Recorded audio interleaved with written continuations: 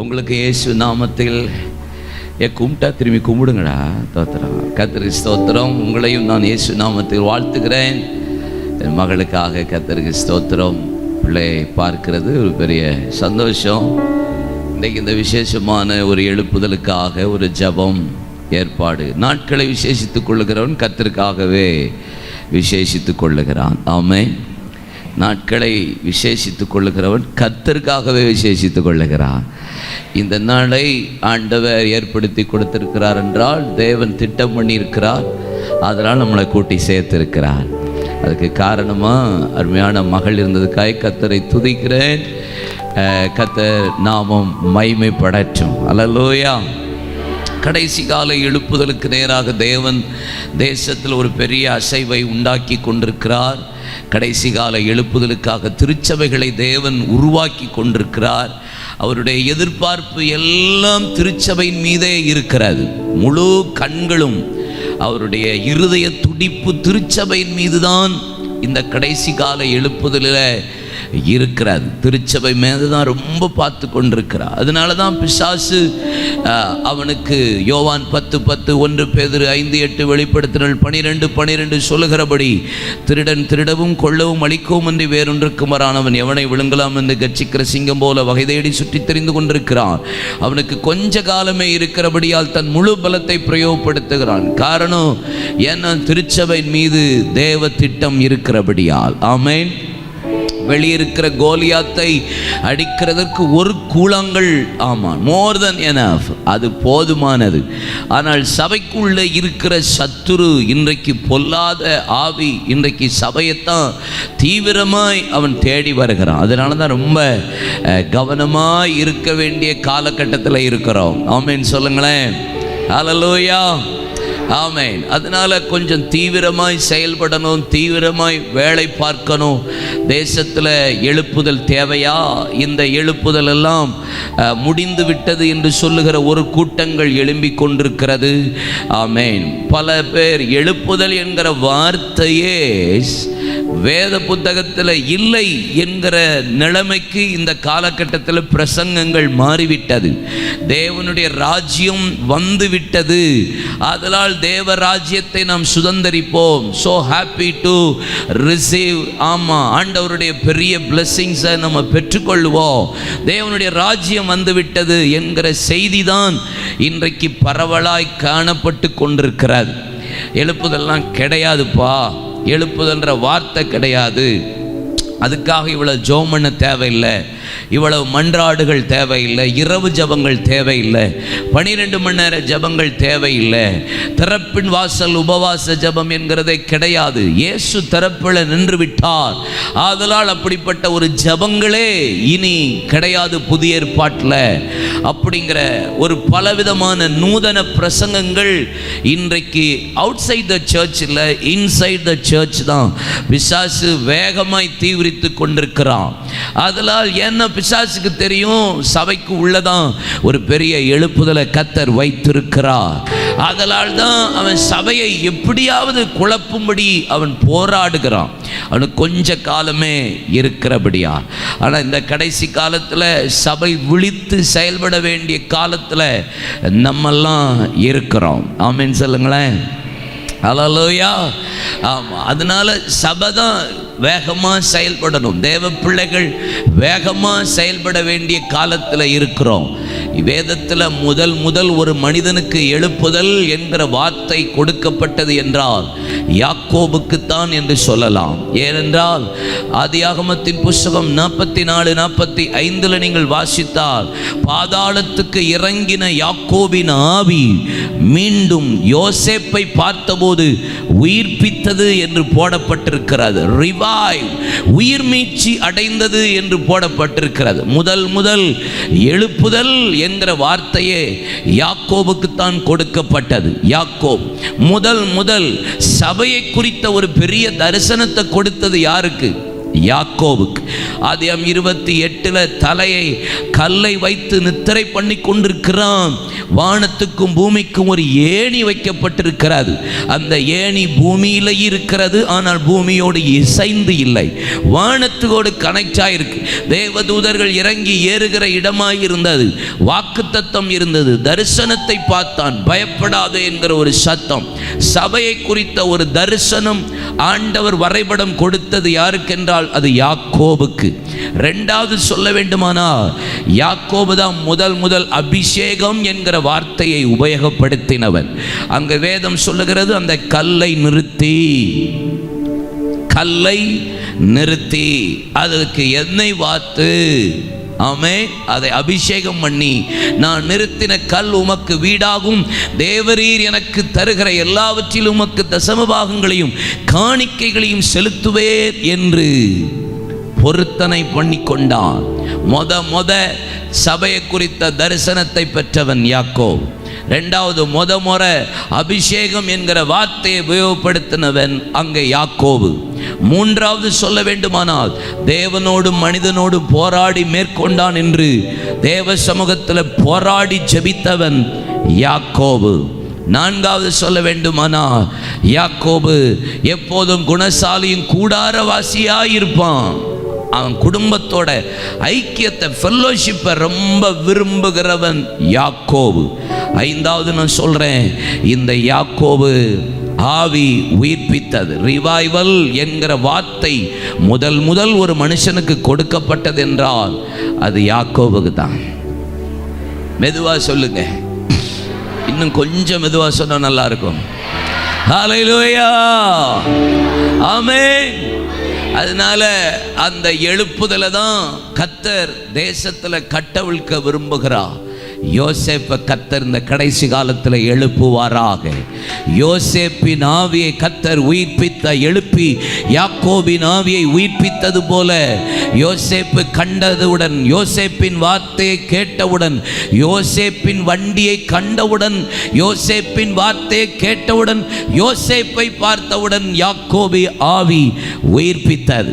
இந்த கடைசி கால எழுப்புதல்ல பல பேருடைய ஆவி பாதாளத்துக்கு இறங்கி இருக்குமானா, இந்த விசேஷித்த உபவாச ஜபத்தில் கர்த்தர் தம்முடைய ஆவிகளை உயிர்ப்பிக்க பண்ணுவாராக. அல்லேலூயா. எனக்கு தெரிஞ்சு கொரோனா முடிஞ்சும் வெளித்திரு தனித்திருன்னு சொல்லுற ஒரே சர்ச்சு நீங்களாக தான் இருப்பீங்க போல இருக்க. தோத்திர இன்னும் டிஸ்டன்ஸை மெயின்டைன் பண்ணிகிட்டு இருக்கிற ஒரே சர்ச் நீங்களாக தான் இருப்பீங்க போல இருக்குது. உங்களை பார்க்குறதுக்கு ஆமாம், எனக்கு ரொம்ப சந்தோஷமாக இருக்குது. கர்த்தருக்கு மகிமை உண்டாகட்டும். பிரைஸ் காட், ஹல்லேலூயா, ஆமென். எத்தனை பேர் விரும்புகிறீங்க தேசத்தில் ஏதாவது நடக்கணும்னு, சபையில் ஏதாவது ஆவியானவர் ஊற்றப்பட ஏதாவது நடக்கணும்னு எத்தனை பேர் ஆசைப்படுகிறீர்கள்? ஹல்லேலூயா, ஆமென். ஆமாம், நான் அடிக்கடி சொல்லுகிற ஒரு வார்த்தை உண்டு. அப்போஸ்தலர் 2ஆம் அதிகாரத்திலிருந்து 10ஆம் அதிகாரம் வரைக்கும் ஏறக்குறைய சில வார்த்தைகளை உங்களுக்கு காண்பித்து கொடுக்கிறேன். இதுதான் இனி தேசத்தில் சபையில் நடக்க போகிறது. அப்போஸ்தலர் 2ஆம் அதிகாரம் அபிஷேகம். அபிஷேகத்தில் 3000 பேர் ரட்சிக்கப்பட்டு சபைக்குள்ளே வந்தார்கள். 3ஆம் அதிகாரத்தில் அங்கே வேதம் சொல்லுகிறது அற்புதம். 4ஆம் அதிகாரத்தில் 5000 பேரை சபைக்குள்ளே கொண்டு வந்தது. 2 நாட்களில் 8000 பேர் சபைக்குள்ள வரும்படி கர்த்தருடைய ஆவியானவர் உதவி செய்தார். 5ஆம் அதிகாரத்தில் அடி, சபைக்குள்ள என்னைக்கு அடி விழுகிறதோ, எச்சரிப்பு வருகிறதோ, வேதம் சொல்லுகிறது 13-14 திரளான புருஷர்களும் ஸ்திரீகளும் அப்போஸ்தலர்கள் பக்கம் சேர துணியாமல் கர்த்தர் பக்கம் அதிகமாய் சேர்ந்தார்கள் என்று வேதம் சொல்லுகிறது. 6ஆம் அதிகாரத்தில் அழைப்பு. என்றைக்கு சபையில் ஊழியத்தில் அழைப்பை சரி செய்தார்களோ, அங்கே 7ஆம் வசனம் சொல்லுகிறது, சீஷர்களின் தொகை அதிகமாய் எருசலேமில் பெருகிற்று. ஆவிக்குரிய விசுவாசிகளாய் இருந்தவர்கள் இப்பொழுது சீஷர்களாய் மாறிவிட்டார்கள். 7ஆம் அதிகாரத்தில் அப்போஸ்தலனாகிய ஸ்தேவானுடைய அன்பு, இயேசு கிறிஸ்து சொன்ன வார்த்தையை மீண்டும் ஒரு தேவ மனிதன் சொல்லுவானானால், எழுப்புதல் நாட்களில் பிதாவே இவர்களை மன்னியும், இவர்கள் இன்னது செய்கிறார்கள் என்று அறியாதபடி செய்கிறார்கள் என்று இயேசுவினுடைய விலையேறப்பெற்ற அந்த அன்பை அறிவித்தவன் சொன்னபோது பிதாவின் வலது பாரிசத்தில் இயேசு எழுந்து நின்று அப்படின்னு போடப்பட்டிருக்கிறது. அப்படிப்பட்ட அன்பினால் நிறைந்த ஒரு அப்போஸ்தலனாகிய ஸ்தேவானி நிமித்தம் 8ஆம் அதிகாரம் இப்படி சொல்லப்பட்டிருக்கிறது. அறிவிக்கப்படாத இடங்களிலே கர்த்தருடைய வார்த்தையை சபை அறிவிக்க போனது. அரண்மனைக்குள்ளேயும் ஆண்டவருடைய வார்த்தை அறிவிக்கப்பட்டது. 9ஆம் அதிகாரத்தின் சவுலுடைய அர்ப்பணிப்பு பவுலாய் மாறினது நிமித்தம் 31ஆம் அதிகாரம் சொல்லுகிறது, சபை பக்தி விருத்தியிலும் ஆறுதலிலும் அது அதிகமாய் வளர்ந்து பெருகிற்று. ஸ்பிரிச்சுவல் ஆவிக்குரிய விதத்தில் வளர்ச்சி உண்டானது. 10ஆம் அதிகாரத்தின் அதரிசனமான அந்த தரிசனம் பேதுருவுக்கு உண்டான போது ஜெபிக்கிற மனிதன் ஜெபிக்கிற நேரத்தில் ஜெபிக்கிற இடத்திற்கு ஜெபிக்க போன போது கர்த்தர் அங்கே ஒரு பெரிய மகிமையை காண்பித்தார். அந்த தரிசனம் புறஜாதியாய் இருந்த உங்களுக்கும் எனக்கும் கர்த்தருடைய சுவிசேஷத்தை கர்த்தர் கொண்டு வந்து விட்டார். இனி இந்த தேசத்தில் இதுதான் நடக்க போகிறது. ஆவியானவர் சபையில் ஊற்ற போகிறார். அற்புத அடையாளங்கள் நடக்க போகிறது. சபையில் அடிகள் விழப்போகிறது. தேசத்தில் ஜனங்கள் மத்தியில் ஒரு பயம் உண்டாக போகிறது.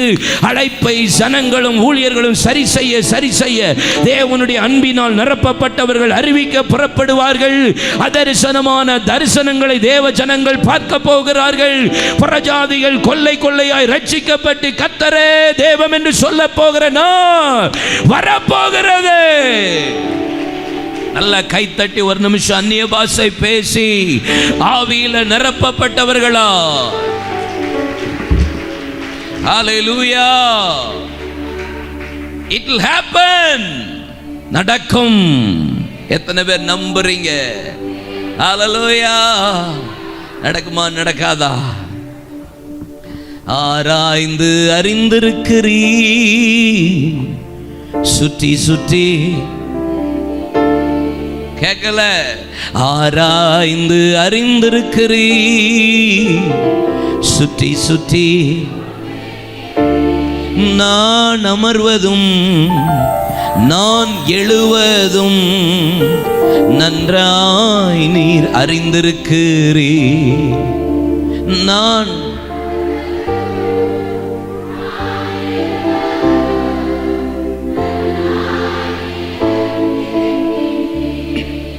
என்னை காண்பவரே, தினம் காப்பவரே, என்னை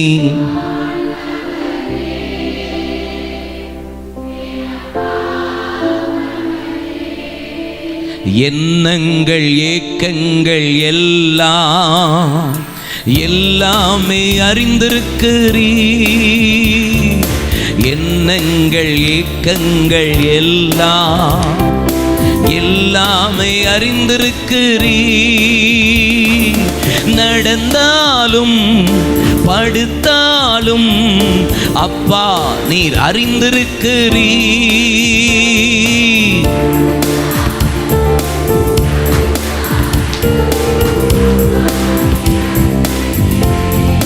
நன்றி ராஜா, நன்றி ராஜா, நன்றி ராஜா. என்னை காண்பவரே,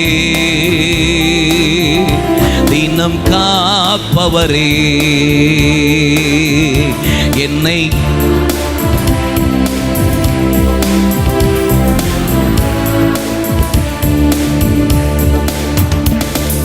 முன்னும் பின்னும் நெருக்கி சுற்றி என்னை சூழ்ந்திருக்கிறீ. முன்னும் பின்னும் நெருக்கி சுற்றி என்னை திருக்கரத்தால் தினமும் என்னை பற்றி பிடித்திருக்கிறீ. உம் திருக்கரத்தால்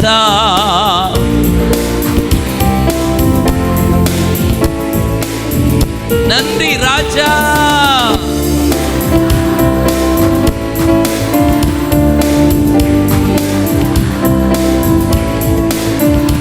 என்னை காண்பவரே, தினம் காப்பவரே, என்னை காண்பவரே, தினம் கருவை உம் கண்கள் கண்டன, மறைவாய் வளர்வதை கவனித்தீரே.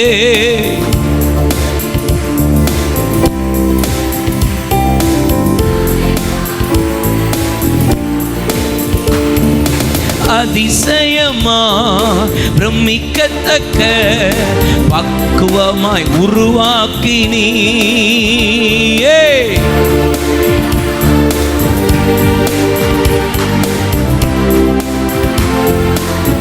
நன்றி ராஜா, நன்றி ராஜா, நன்றி ராஜா, இயேசு ராஜா. பிரமிக்கத்தக்க அதிசயமாய். சங்கீதத்தில் எப்படி இருக்கு? எப்படி இருக்கு? பிரமிக்கத்தக்க அதிசயமாய் உண்டாக்கப்பட்டபடியால் நான் உம்மை துதிப்பேன். அப்படித்தானே சங்கீதத்தில் இருக்கு. ஆனா ஃபாதர் எப்படி எழுதியிருக்கார் பாருங்க, அதிசயமாய் பிரமிக்கத்தக்க. எப்படியா, எப்படி உருவாக்குனாரா? என்ன அவருக்கு எப்படி ஆவியான ஒரு வார்த்தையை கொடுத்துருக்காரு, பக்குவமாக உருவாக்கியிருக்காரு. நம்ம சில நேரம் சொல்லுவோம்ல, என்னதான் இருந்தேன் எங்கள் அம்மா கைப்பக்குவம் வரவே வராது சொல்லுவோமா இல்லையா? இல்லை, சிலவங்க என் வீட்டுக்காரி கைப்பக்குவம் வேற லெவல் அப்படின்னு சொல்லுவாங்க. ஆமாம், சிலருக்கு ஒரே சாம்பார் தான் நான் ஒவ்வொரு பக்குவத்தில் இருக்கும், ஒரே ரசம் தான் ஆனால் வேற வேற மாதிரி டிசைனில் இருக்கும். பார்த்துருக்கீங்களா? ஆமாம். ஆனால் எங்கள் அப்பா அடிக்கடி சொல்லுவார். எங்கள் அப்பா உயிரோடு இருந்தனால எங்கள் அம்மா ஆரம்பத்தில் சமைக்கும்போது என்ன செஞ்சுருவாங்கன்னா, கறி குழம்பு வைக்கும்போது நல்லா ஒரு நாள் வைப்பாங்க. எங்கள் அப்பா நல்லா இருக்குன்னு சாப்பிடுவார். அடுத்த வாரம் கறி குழம்பு வைக்கும்போது முருங்காவை தூக்கி போட்டுருவாங்க. என்ன போட்டுருவாங்க? முருங்காவை தூக்கி போட்டுருவாங்க. உடனே அது வேறு பக்குவத்தில் முருங்காய் வாசையோடு அப்படி ஒரு மாதிரி இருக்குமா. எங்கள் அப்பா அப்படி ஒரு பார்வை பார்ப்பார். அதுக்கு அடுத்த வாரம் பார்த்தீங்கன்னா உருளைக்கிழங்கை தூக்கி போட்டுருவாங்க, கத்திரிக்காயை தூக்கி போட்டுருவாங்க. கத்திரிக்காய் கறி கத்திரிக்காய்ன்ட்டு ஒன்று வைப்பாங்க எங்கள் அம்மா. எங்கள் ஐயாவுக்கு சர்ன்னு ஏறிடும். எங்கள் அப்பாவுக்கு சாப்பாட்டில் மட்டும் டிஸ்டர்ப் பண்ணால் ரொம்ப டென்ஷன் ஆயிடுவார். நீ ஒரே மாதிரி வைக்கவே மாட்டியா அப்படின்னு கேட்பார். எங்கள் அம்மா டெஸ்ட் பண்ணி பார்த்துட்டே இருப்பாங்க எங்களை வச்சு.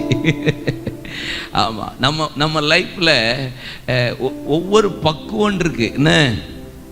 ஆமாம், பெண்கள் நல்லா சமைப்பாங்களா, ஆண்கள் நல்லா சமைப்பாங்களா தெரியுமா உங்களுக்கு? ஆமாம், நீங்கள் கல்யாண வீட்டுக்கு போங்க, யார் சமைக்கிறா? ஆண்கள் தான் அதிகமாக சமைப்பாங்க. பெண்கள்லாம் சமைச்ச பெரிய பெரிய தேக்ஸால வச்சு ஆண்கள் தான் கிண்டுறாங்க. ஹோட்டலில் மேக்ஸிமம் ஆஃப் ஹோட்டல்ஸு ஆண்கள் தான் சமைக்காங்க. நீங்களும் நல்லா இருக்குன்னு தான் சாப்பிட்றீங்க, உங்களையும் சேர்த்தான் சொல்கிறேன். தோத்துறோம். இப்போ ஒரு கல்யாண வீட்டுக்கு போகிறோன்னு வச்சுக்கோங்களேன். கல்யாண வீட்டுக்கு போகிறோம், கொஞ்சம் அந்த கல்யாணம் நடத்துறதுக்கு கொஞ்சம் சாப்பாடு தட்டுப்பாடு ஆகிட்டுனா அந்த சமயக்காரர் பார்த்துருக்கீங்களா, உடனே நேராக போய் அந்த பொண்ணோட அப்பா, கொஞ்சம் சாப்பாடு வேணும்ப்பா, என்னப்பா செய்ய, ஆட்கள் 500 பேர் வர்ற மாதிரி இருக்குது அப்படின்னோடனே அந்த சமயக்காரர் சொல்கிற வார்த்தை கேட்டிருக்கீங்களா? ஒன்றும் கவலைப்படாதீங்க சார், நீங்கள் பார்த்து இலைய மட்டும் வாங்குங்க, மீதியை நான் பார்த்துக்கிறேன். எப்படி? இலைய மட்டும் வாங்குங்க, மீதியை நான் பார்த்துக்கிறேன். கொஞ்சம் அரிசியை தூக்கி போடுவார் அவர், ரசத்தில் சாம்பாரை ஊற்றுவாரோ, சாம்பாரில் ரசத்தை ஊற்றுவாரோ, கூட்டை தூக்கி அதில் போடுவோம், அது மேட்ரு இல்லை. 500 பேரை சமாளிச்சிருவார். பார்த்துருக்கீங்களா? சமாளிச்சிருவார். ஆனால் இதே இது நம்ம வீட்டில் நம்ம பெண்கள் எக்ஸ்ட்ரா ஒரு 2 பேரை கூட்டுட்டு வரட்டும், நீங்கள் சாப்பிடாதீங்க, நீங்கள் இன்னைக்கு நீங்கள் பாஸ்டிங்னு சொல்லுங்க அப்படின்றவாங்க. நான் இப்போ தான் சாப்பிட்டேன்னு ஒரு வார்த்தை சொல்லுங்க அப்படின்றவாங்க. நம்ம ஆட்களுக்கு சமாளிக்கிறதுக்கே தெரியாது பல குரூப்புக்கு. ஆமே, பக்குவமாக கர்த்தர் உருவாக்குறாராம். பக்கத்தில் பார்த்து சொல்லுங்க, நீங்கள் அவ்வளவு அழகாக இருக்கீங்கன்னு.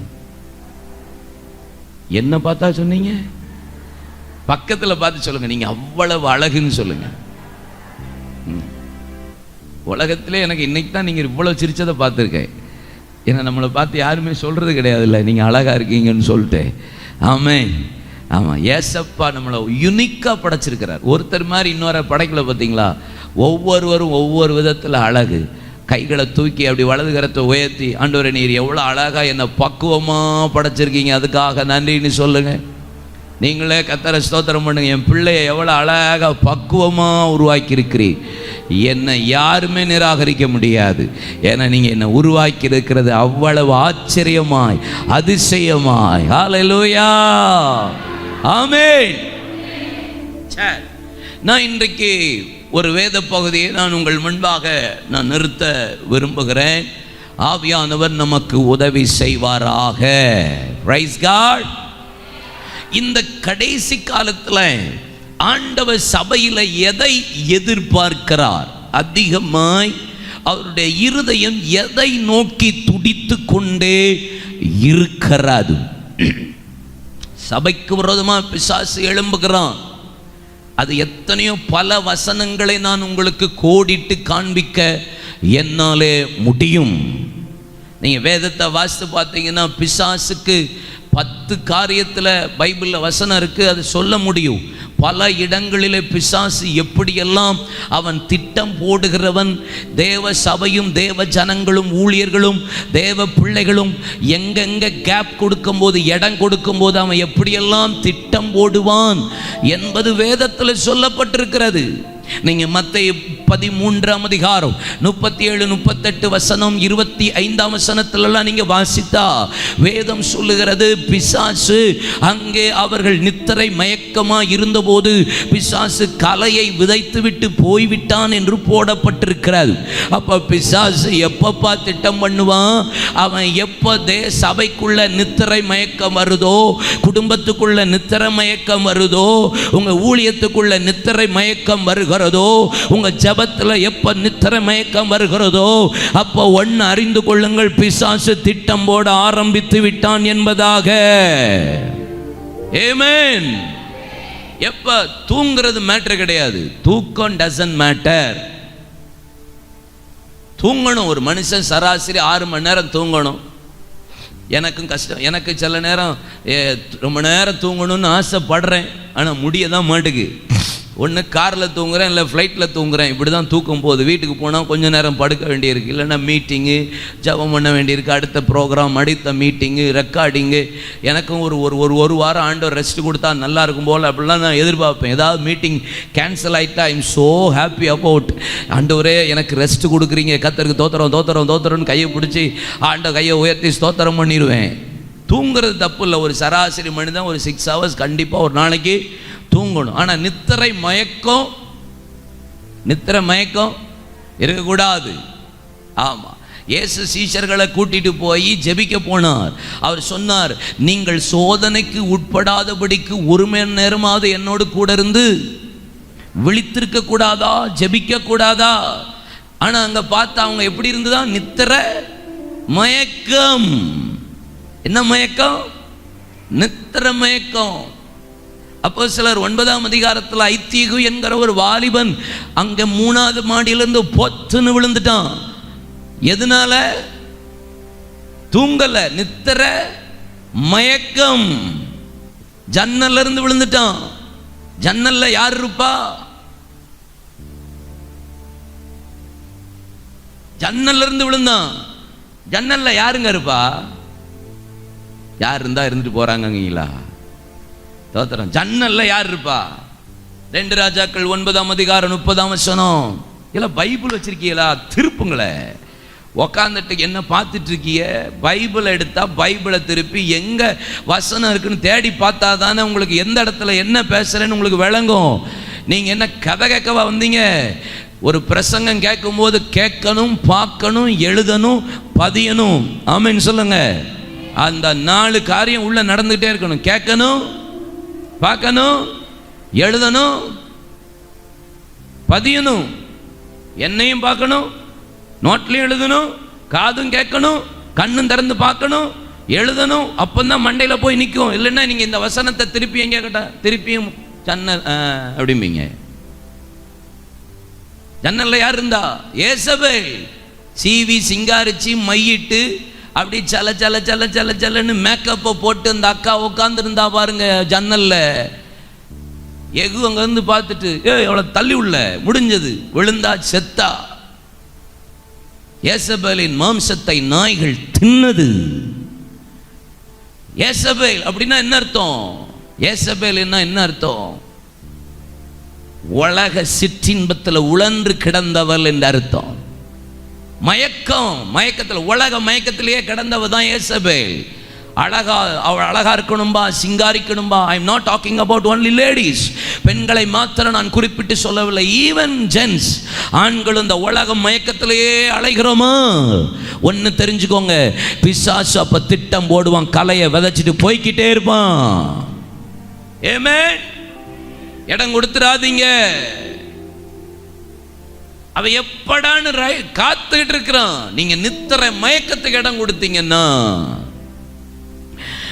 மத்தேயு 25ஆம் அதிகாரத்தில் 10 கன்னிகளை குறித்து போடப்பட்டிருக்கிறது. 5 புத்தி உள்ளவர்கள், 5 புத்தி இல்லாதவர்கள். 5 புத்தி உள்ளவர்கள் அங்கள் தீவெட்டியோடு எண்ணெயும் எடுத்துக்கொண்டு போய் ஆயத்தத்தோடு புறப்பட்டார்கள். புத்தி இல்லாதவர்களோ தீவெட்டியை மாத்திரம் பிடித்து கொண்டு போனார், கைகளில் எண்ணெய் இல்லை. அவர்கள் கால தாமதம் ஆன போது அவர்களோ நித்தரை மயக்கம் அடைந்து நித்தரை பண்ணுகையில் இதோ மணவாளன் வருகிறார் என்று சத்தம் கேட்டபோது எண்ணெயோடு தீவெட்டியை வைத்திருந்தவர்கள் தங்கள் எண்ணெயை ஆயத்தப்படுத்தினார்கள். எண்ணெய் இல்லாதவர்களோ அவர்கள் கொள்ளுகிற இடத்தில் போகிறதற்கு முன்பாக மணவாளன் வந்தான், கதவு பூட்டப்பட்டது. நான் உன்னை அறியே. இன்னைக்கு ஊழியத்துக்குள்ள சில கலைகள், குடும்பத்துக்குள்ள சில கலைகள், வியாபாரத்துக்குள்ள சில கலைகள், வீட்டுக்குள்ள சில கலைகள், ஆவிக்குரிய வாழ்க்கைக்குள்ள சில கலைகள். How is it possible? எப்படிப்பா இது சாத்தியம்? எப்படி இது உள்ள நுழைஞ்சது? நித்திரை மயக்கம். என்ன மயக்கம்? அடே கேராவே அலைகிறது ஆளு. தோத்திரம். எத்தனை பேருக்கு நெப்போலியனை தெரியும்? நெப்போலியன் போன பாட்டு. இந்த நெப்போலியன் நினைச்சிட்டீங்களோ? பழைய ஞாபகம் வந்துட்டா பிரதர்ஸ். நெப்போலியன் போன பாட்டு தெரியுமா? இல்ல வரலாறு தெரியுமா தெரியாதா? நெப்போலியன் போன பாட்டு தெரியுமா தெரியாதா? தெரியுமா தெரியாதா? இப்படியா இல்ல இப்படியா? தெரியுமா? என்ன தெரியும் அவரை பத்தி? மாவீரன். என்ன வீரன்? மாவீரன். அது மட்டும்தான் உங்களுக்கு தெரியும். அவன் லைஃப் எப்படி நடந்து முடிஞ்சதுன்னு தெரியுமா உங்களுக்கு?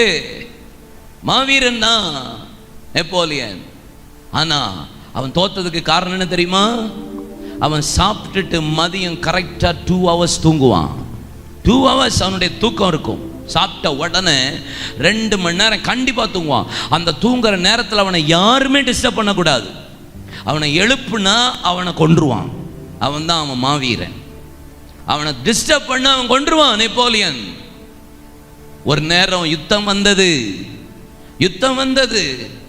மதியம் சாப்பிட்டு நம்ம ஆளு தூங்கிட்டு இருக்கிறான். ஒருத்தனும் பக்கத்துல போகல, பயந்து போய். சத்துரு வந்துட்டான். ஏன் அவன் வந்துட்டான்னா நீ தூங்கிக்கிட்டு இருக்கிற?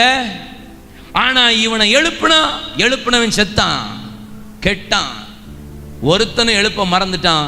சத்துரு வந்து அவனை சிறைப்படுத்தி கொண்டு போனான். நேரா சிறைச்சாலையில தான் போட்டாங்க அவனை.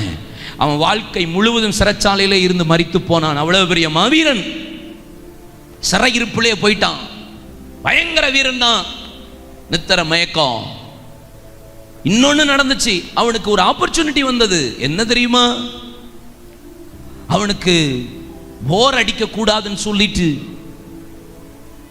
ஒரு செஸ் போர்டு உள்ள இருக்கிற அரசாங்கத்துக்கு உள்ள இருக்கிறவனை பிடித்த ராஜா கூட இருக்கிற ஒருத்தனை, அவர் பாவம் போர் அடிக்க கூடாது, அவருக்கு சோர்வாயிடக்கூடாது, ஒரு செஸ் போர்டை உள்ள கொடுத்து விடுவோன்னு செஸ் போர்டை உள்ள கொடுத்தாங்க. செஸ் போர்டை வாங்கினவன் கடைசி மரிக்கிற வரைக்கும் அதை திறக்கவே இல்லை. சோம்பேறித்தனம். ஆனா அதை திறந்திருந்தா நெப்போலியன் அந்த அன்றைக்கே விடுதலை ஆயிருப்பான். ஏன்னா அதை திறந்தா அந்த நடு செஸ் போர்டில் தான் இந்த செல்லில் இருந்து எப்படி தப்பிக்க வேண்டும், எந்த திசையில் நீ கை வைத்து விரலை வைத்து அதை ஓட்டை போட வேண்டும், என்ன யுக்தியை பயன்படுத்தணும்னு அந்த செஸ் போர்டு நடுவில் தான் அதனுடைய யுக்தி இருந்தது. ஆனால் அவனுடைய சோம்பேறித்தனம், அவனுடைய நித்திரை மயக்கம், அதை கூட திறந்து பார்க்கறதுக்கு அவனுக்கு முடியலை. சோம்பேறி விரும்பியும் ஒன்றும் பெற மாட்டான். சோம்பேறி குளிர்கிறது என்று உலக மாட்டான். சோம்பேறி படுக்கையிலே ஆடிக்கொண்டிருப்பான். சோம்பேறி கதவு நிலைகளில் ஆடுகிறது போல படுக்கையிலே ஆடிக்கொண்டிருப்பான். சோம்பேறி குளிர்கிறது என்று விழமாட்டான். சோம்பேறி வழியில சிங்கம் இருக்கு, வீதியில சிங்கம் இருக்குன்னு சொல்லுவான். சோம்பேறி அறுப்பில பிச்சை கேட்டாதவனுக்கு கிடைக்காது. சோம்பேறி கலசத்துல கையை வச்சுட்டு வாய்க்கு கொண்டு போக மாட்டான். சோம்பேறியின் வயல்வெளியாய் போனால் அது காஞ்சொரிகளும் முச்செடிகளுமாய் இருந்தது. சோம்பேறி நித்திரை மயக்கம், உலக மயக்கம் தான் சோம்பேறித்தனத்துக்கு கொண்டு போகும். ஜெபிக்க விடாது, ஊழியம் செய்ய விடாது, காலையில எழும்ப விடாது, கர்த்தருக்காக வைராக்கியம் பாராட்ட விடாது. ஆமென். நித்திரை மயக்கம். என்ன மயக்கம் இருக்கா? பிசாசு அழகா அப்படியே சூப்பரா பிளான் பண்ணுவான்.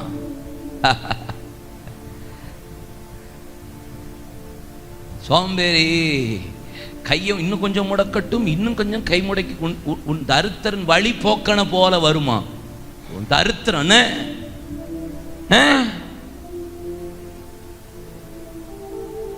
அப்புறம் எப்படிங்க கர்த்தர் உங்களை நம்மளை ஆசீர்வதிக்க முடியும்? கர்த்தர் நம்மளை எப்படி நம்மளை பிசாசை ஜெயிக்க முடியும்?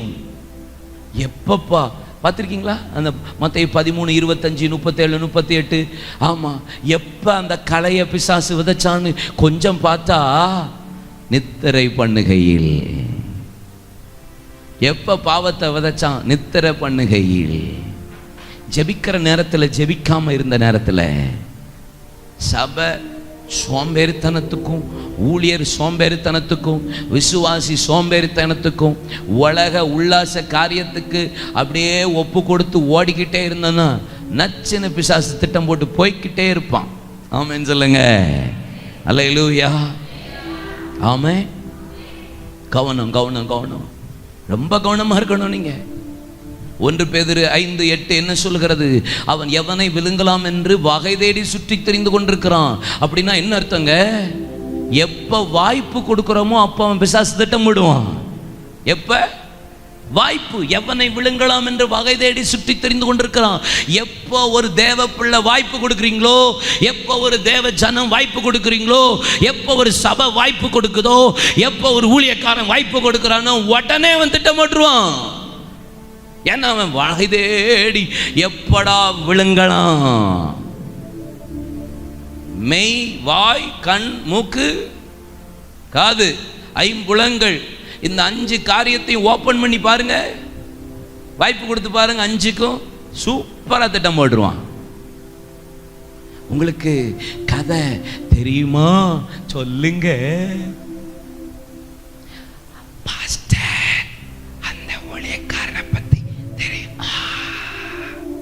நீங்க கதை பேசையோ கதை கேட்கவோ ஆரம்பிச்சுட்டாலே என்ன ஆரம்பிச்சுட்டான் பிசாசு? ரைட்டு, நம்ம ஆளு நம்ம கூட சேர்ந்துட்டு போல கை கொடுத்துட வேண்டியதுதான். வாய்க்கோ கண்ணுக்கோ பேச்சுக்கோ நீங்க கொஞ்சம் ஓபன் பண்ணி பாருங்க, அழகா திட்டம் போட்டுருவான். அழகா திட்டம் போட்டுருவான். இடமே கொடுத்துடாதீங்க. சாம் சுந்தரம் அவருடைய ஸ்தாபகர், ஏசிய சபையினுடைய ஸ்தாபகர் சுந்தரம் ஐயா, அவர்கிட்ட யாராவது வந்து ஏதாவது யாரையாவது பற்றி காசிப், கிசுகிசு பேசி மற்ற ஊழியக்காரனை பற்றியோ மற்ற விசுவாசியை பற்றியோ பேச வந்துட்டா உடனே ஒன்று அமைதியாக இருப்பாராம், கேட்காம. அடுத்த திரும்பியும் பேச ஆரம்பித்தா 2 காதில் கை வைப்பாராம். திருப்பியும் பேசுனா ஸ்டாப், வெளியே போ அப்படின்றார். என்கரேஜே பண்ணக்கூடாது. ஆமென் சொல்லுங்க. யூடியூப், நீங்கள் யூடியூப்பில் தான் இருக்கிற மாதிரி இருக்கும், ஆனால் டைவர்ட் ஆகி எங்கெங்கேயோ போயிடும். கொஞ்சம் வாய்ப்பு கொடுத்து பாருங்க, உங்கள் கை இப்படி இப்படி இப்படி இப்படி இப்படி இப்படி இப்படி இப்படி இப்படி இப்படி இப்படின்னு போய் வேற எங்கேயோ போய் நிற்பீங்க. ஐயோ தோத்திரம், வாய்ப்பு கொடுத்தாச்சே. நான் சொல்கிறேன், இந்த யூடியூப்பில் ஊழியக்காரனை பற்றி தப்பாக பேசுகிறாங்க பார்த்தீங்களா? தப்பாக பேசுகிறாங்க, சில காரியங்களை தவறாக சொல்கிறாங்க. அதே மாதிரி இந்த ஆசீர்வாத உபதேசம் பேசுறவங்களையும் தவறா சொல்றவங்களும் இருக்காங்க. எந்த ஊழியக்காரனை பத்தி எவன் எதை பேசினாலும் நீங்க பார்க்காதீங்கன்றேன் நான். விளங்குதா உங்களுக்கு? அந்த யூடியூப் சேனலுக்குள்ள போகாதீங்கன்னு நான் சொல்றேன். நான் ஆசீர்வாதம் பேசுறவனை எனக்கு பிடிக்கவே பிடிக்காது. ஆசீர்வாதம் இந்த ப்ராஸ்பரிட்டி காஸ்பல் பேசுறவனுக்கு I am totally against. Grace teaching சொல்லிட்டு வர்றாங்கல்ல, இந்த ஆசீர்வாத உபதேசக்காரங்களுக்கு நான் டோட்டலாக அகெயின்ஸ்ட். நான் சத்தியத்துக்காக சத்துருவானாலும் I don't bother about anything. எதை குறித்து நான் இதுவரைக்கும் கவலைப்பட்டதே கிடையாது. ஆனால் அவங்கள பற்றியே எவனாவது நெகட்டிவாக பேசி எழுதியிருந்தாலும் நான் அதை போய் பார்க்க மாட்டேன். உடனே ஓரத்தில் இருக்கிற பட்டனை அமுக்கு நான் நாட் இன்ட்ரெஸ்டட் வரணும், உடனே போட்டு பிளாக் பண்ணிடணும். அதையும் பார்க்கக்கூடாது. நம்ம நல்ல ஊழியக்காரங்களை பற்றி தப்பாக பேசினாலும் அதையும் போய் உள்ளே பார்க்காதீங்க. தேவ ஜனங்கள், என்கரேஜ் பண்ணாதீங்க. நீங்கள் வாய்ப்பு கொடுத்தீங்கன்னா உங்கள் சிந்தனை தீட்டாகும், உங்கள் இருதயம் கரெக்ட் ஆகும். உங்களுக்கு யாரை பார்த்தாலும் தப்பாக தான் தோணும், யாரை பார்த்தாலும் குற்றம் கண்டுபிடிக்க தான் தோணும். இந்த ஆவி உள்ள ஆட்டோமேட்டிக்காக சபைக்குள்ளே வந்துடும். பிசாசுக்கு இடம் கொடுக்காதீங்க. ஆமென். Praise the lord. ஆமாம், நீங்கள் யூஸ் பண்ணுற செல்ஃபோன் கவனமாக இருக்கணும். எங்கே யூஸ் பண்ணுறீங்க? கொஞ்சம் வாய்ப்பு கொடுத்து பாருங்க, பிசாசு உங்களை எங்கெங்கேயோ கொண்டு போயிடுவான். நான் சொன்னேன்னா எனக்கு தெரில. ஒரு நாள் ஞாயிற்றுக்கிழமை என் வீட்டுக்காரிய சண்டே சர்வீஸ், கம்யூனியன் சர்வீஸ் முடிஞ்சு ஞானஸ்தான ஆராதனை, கம்யூனியன் சர்வீஸ், சாப்பாடு, ஃபஸ்ட்டு வீக் எல்லாம் முடிச்சுட்டு 2-2:30 மணிக்கு ரொம்ப டயர்டாக அவ்வளோ பேருக்கு ஜோம் பண்ணி முடிச்சுட்டு நேராக காரில் ஏறி போகிறேன். அப்போ போகும்போது நான் சண்டே மேக்ஸிமம் என் பிள்ளைகள், ஊழியர்களை, விசுவாசிகளை கம்யூனியன் அன்னைக்கு நீங்கள் கொஞ்சம் ஒயிட் அண்ட் ஒயிட்டில் வாங்கடான்னு சொல்லுவேன். அதனால் எல்லோரும் மேக்ஸிமம் அப்படி வருவாங்க. அப்போ காரில் ஏறும்போது என் வீட்டுக்காரிட்ட சொன்னேன், ஏம்மா அவ சொல்கிறா, எப்பா எனக்கு ஒரு வெள்ளைச்சாலை வாங்கித்தாங்களேன், ஒன்று தான் இருக்குது அப்படின்னு என்கிட்ட கேட்டா. உடனே நான் சொன்னேன், இப்போயே போமா அப்படின்னு. இல்லை நீங்கள் பையன் வாங்கித்தாங்க, நான் அடுத்த மாதம் தான் நான் அப்படி போடுவேன், நீங்கள் தயவுசெய்து ஒன்று வாங்கி கொடுங்க அப்படின்னு சொன்னான். சரி வாங்கிக்கலாம், ஒன்றும் ப்ராப்ளம் இல்லை. நானும் அவள் மட்டும்தான் காரில் இருக்கிறோம். பேசிகிட்டே போனோம். வீட்டுக்கு போனேன், போய் குளித்தேன், ட்ரெஸ்ஸை மாற்றினேன். எப்பான்னு உடம்பு அவ்வளோ வலி. 3 மணிக்கு அப்படி படுத்துட்டு செல்ஃபோனை எடுத்து இப்படி தான் பார்க்குறேன், வெள்ளைச்சேலை அட்வர்டைஸ்மெண்ட்டாக வருது. சத்தியமாக சொல்கிறேன், நானும் என் வீட்டுக்காரி மட்டும்தான் காரில் இருந்தோம். ஆனால் ஃபோனு என்னது ரெக்கார்ட் பண்ணியிருக்கு. அது ஆன்லைனில் இருக்கிறதுனால அது லிசன் பண்ணுது. எவனோ என்னை சத்தத்தை கேட்குறான், அது கிராஸ்பிங், அது ரிசீவ் பண்ணுது. அந்த ஏஐ ஆர்டிஃபிஷியல் இன்டெலிஜென்ட் ரிசீவ் பண்ணி எனக்கு என்ன தேவையோ அதை கொடுக்குது. நேற்று இரவு நான் ஆல்நைட் ப்ரேயர் முடிச்சுட்டு சில காரியங்களை பேசிகிட்டே வந்தோம். செல்வத்து கூட பேசிகிட்டே வந்து சகாயம், தேவ சகாயம் ஐஏஎஸ் எங்கே போனார்னே தெரியலையா, அவரை பற்றின கேள்வியே இல்லையேன்னு நைட்டு 3 மணிக்கு நான் பேசிட்டு வீட்டுக்கு போய்கிட்டு இருக்கேன். காலையில் எழும்பிட்டு ஜெபம் பண்ணி எல்லாம் முடிச்சுட்டு நம்ம மெசேஜ் ஒன்று நான் மாறினால் காலையில் வரும், அது என்ன பண்ணியிருக்காங்க அப்படின்னு போடுறதுக்கு பார்க்குறேன். ஃபஸ்ட்டு பேஜில் தேவ சகாயம் உட்காந்து பேட்டி கொடுத்துட்ருக்காரு. சீரியஸ், ஆச்சரியமா இருக்கு. அப்ப யோசிச்சு பாருங்க, நீங்க எங்க வாய்ப்பு கொடுத்தாலும் பிசாசு உள்ள நுழையிறதுக்கு ரெடியா இருப்பான். எங்கனாலும் உள்ள நுழையிறதுக்கு அவன் ரெடியா இருப்பான். கவனமா இருங்கள், ரொம்ப கவனமா இருங்க. கொஞ்சம் கூட நீங்க ஒரு சின்ன இடத்துல ஒரு வாய்ப்பு கொடுத்து பாருங்க, முடிஞ்சது. டைட்டானிக் கப்பல் எப்படி போச்சு? ஒரு சின்ன வாய்ப்பு தான், ஒரு சின்ன பனிக்கட்டி. ஏன் போது இங்கே போகாதன்னு சொல்லி அவன் போய் பெருமை, எதுவும் உடையாதுன்ற பெருமை. கடைசியில் பாருங்கள், ஒரு சின்ன ஓட்டையில் விழுந்த ஒரு ஓட்டை, அது உள்ள தள்ளி நுழைஞ்சு கொஞ்சம் கொஞ்சமாக உள்ளே போய் பாதியாக உடைஞ்சு எவ்வளோ பேர் செத்து போனார்கள் 1942. ஏன்? ஒரு சின்ன கேப். நீங்கள் ஊழியத்திலேயோ, குடும்பத்திலேயோ, வியாபாரத்திலேயோ, வேலையிலையோ, உங்களுடைய ஜப காரியங்களிலோ, ஆவிக்குரிய வாழ்க்கையிலையோ, உங்கள் பர்சனல் லைஃப்பில் ஒரு சின்ன கேப்பை கொடுத்தீங்கன்னா அழகாக அவன் பிளான் பண்ணி நல்ல திட்டம் போட்டுட்டு உங்களை தூக்கிடுவான். கவனமாக இருக்கணும். ஆமென் சொல்லுங்க. ஆமென். மத்தேயு 4ஆம் அதிகாரம் 2-3 வசனம் என்ன சொல்லுகிறது? இன்னொன்று பாருங்களேன். இந்த 2 ராஜாக்கள் 20ஆம் அதிகாரத்தில் பாருங்களேன், ஒரு காரியம் இருக்குது பாருங்க. என்ன, எசேக்கியா வியாதிப்பட்டு கர்த்தர் அவனுக்கு சோகத்தை கொடுத்து 15 வருஷத்தை கூட்டி கொடுத்து முடித்த உடனே அவன் வீட்டுக்கு சத்துரு வர்றான். சத்துருக்கு அவன் வீட்டை எல்லாவற்றையும் என்ன செஞ்சான்? திறந்து காமிச்சான். அவன் காமிக்காத ஏரியாவே கிடையாது. அதுக்கடுத்து என்ன நடந்துச்சு? எல்லாத்தையும் பிடிச்சிட்டு போயிட்டான், எல்லாத்தையும் சிறைப்படுத்திட்டு போயிட்டான். நீங்க கொஞ்சம் திறந்து கொடுத்தீங்கன்னு வச்சுக்கோங்க, கதவை திற காத்து வரட்டும்னீங்கன்னா சோழி முடிஞ்சதுன்னு அர்த்தம். ஆமே, ஆமா, கதவை திற காத்து வரட்டும். அவர் சொல்லுவாரு. யாரு சொன்னான்னு பாதி பேருக்கு முழிக்கிறீங்க, அது போட்டும், தோத்திரம். கொஞ்சம் கேப் கொடுத்தீங்க. மத்தேயு 4:2-3 சொல்லுகிறது, இயேசுவை ஆவியானவரால் சோதிக்கப்படும்படி, பிசாசால் சோதிக்கப்படும்படி ஆவியானவரால் வனாந்தரத்துக்கு கொண்டு போகப்பட்டார். இரவும் பகலும் புசியாமலும் குடியாமலும் 40 நாள் உபவாசம் பண்ணினார். அவர் உபவாசத்தை முடிக்கும் போது, ஆரம்பிக்கும் போது இல்லை, முடிக்கும் போது பிசாசு சோதிக்கும்படி வந்தான். எப்ப வந்தான்? அவருக்கு பசி உண்டாயிற்று. எப்ப உங்களுக்கு தேவை வருதோ அப்ப பிசாசு திட்டம் போட்டுருவான். ஒன்று அறிஞ்சுக்கோங்க, உங்களுக்கு தேவை அப்படி வந்தது அப்படின்னு தெரிஞ்ச உடனே நம்ம ஆட்கள் டக்கு டக்கு டக்கு உங்களுக்கு தேவைன்னு இப்போ பாருங்க, நம்மளையே தூண்டி விடுறான் பாருங்க. இன்னைக்கு காலையில் என் மெயிலை நான் செக் பண்ணிக்கிட்டு இருக்கேன்.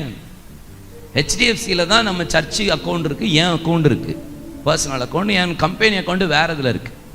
இந்த HDFCக்காரன் காலையிலே ஒரு மெயில் பண்ணுறான் பாருங்க, you are eligible for this loan அப்படின்னு எனக்கு மெசேஜ் அனுப்பிடுறான். லோனை வாங்க என்ன செய்யறான்? கடனை வாங்குறதுக்கு அவன் என்ன செய்யறான்?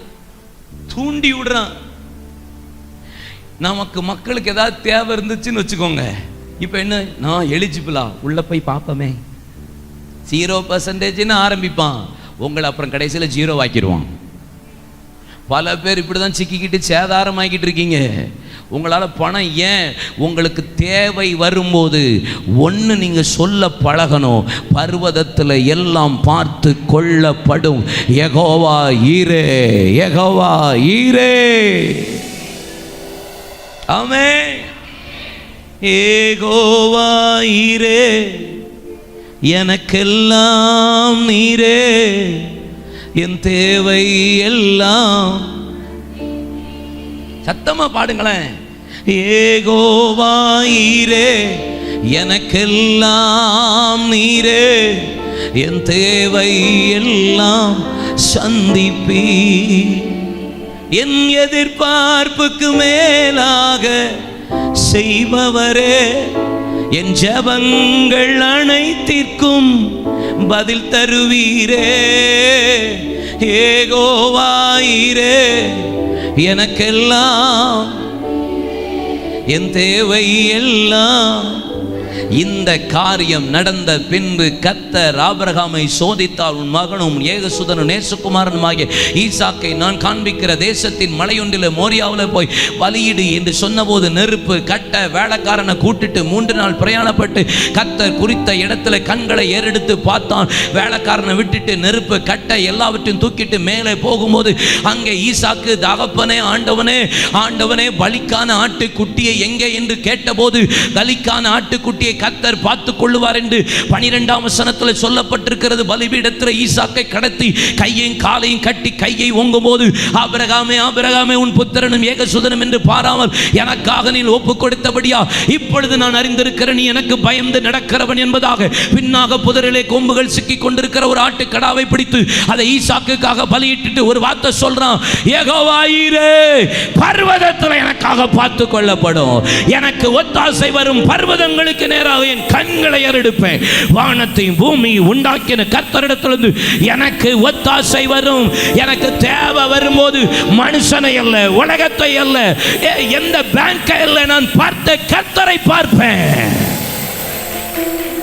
வலது கையை வைத்து சொல்லுங்களேன், யெகோவா ஈரே. குட்டியை எதிர்பார்த்தவனுக்கு சொல்லுங்க, குட்டியை எதிர்பார்த்தவனுக்கு கெடாவை கொடுக்கிற நல்ல ஆண்டவன். பர்வதத்தில் கர்த்தர் பார்த்து கொள்வா. நல்ல கையை தட்டி ஆண்டவரை மகிமைப்படுத்துவீங்களா? ஹல்லேலூயா, ஆமென். எப்ப பிசாசு திட்டம் போடுவான்? தேவை வரும்போது. தேவை அப்படி நம்மளை நெருக்கும் போது என்ன செய்வான்? ரைட் அப்படின்னு ஒரு கேப் உண்டாக்கி உள்ள நுழைய ஆரம்பிப்பான். நீ என்னை வணங்கு, தாள வணங்கு, இந்த கல் அப்பமாக்கு, ஆமாம், நீ மேலேருந்து குதி, பாதம் கல்லில் இடராதுபடி தேவதூதர்கள் தாங்குவார்கள். நல்ல டயலாக்கா வசனத்தின் மூலியமாக தான் வருவான். கவனமாக இருங்க. ரொம்ப டேஞ்சர். நீங்கள் தேவையோடு இருக்கும்போது தான் ஆசீர்வாத உபதேசம் உங்களுக்குள்ள நுழையும், ப்ராஸ்பரிட்டி காஸ்பல் வரும். அவன்லாம் நல்லா தானே இருக்கான் அப்படின்னு வரும், அவன்லாம் வச்சிருக்கான எல்லாம் தோணும். விழுந்துராதீங்க. இப்போ படுற பாடுகள் இனி வெளிப்பட போகிற மகிமைக்கு ஒப்பிடத்தக்கவைகளே அல்ல. ஆமென். அல்லேலூயா. எப்ப பிசாசு திட்டம் போடுவாங்க? தேவை வரும். 2 நாளாகமம் 21ஆம் அதிகாரம் 1ஆம் வசனம் என்ன சொல்லுகிறது? தாவீது எல்லா அவன் காலங்கள்லாம் சமாதானமா இருந்தபோது பிசாசு 1 நாளாகமா 2 நாளாகமா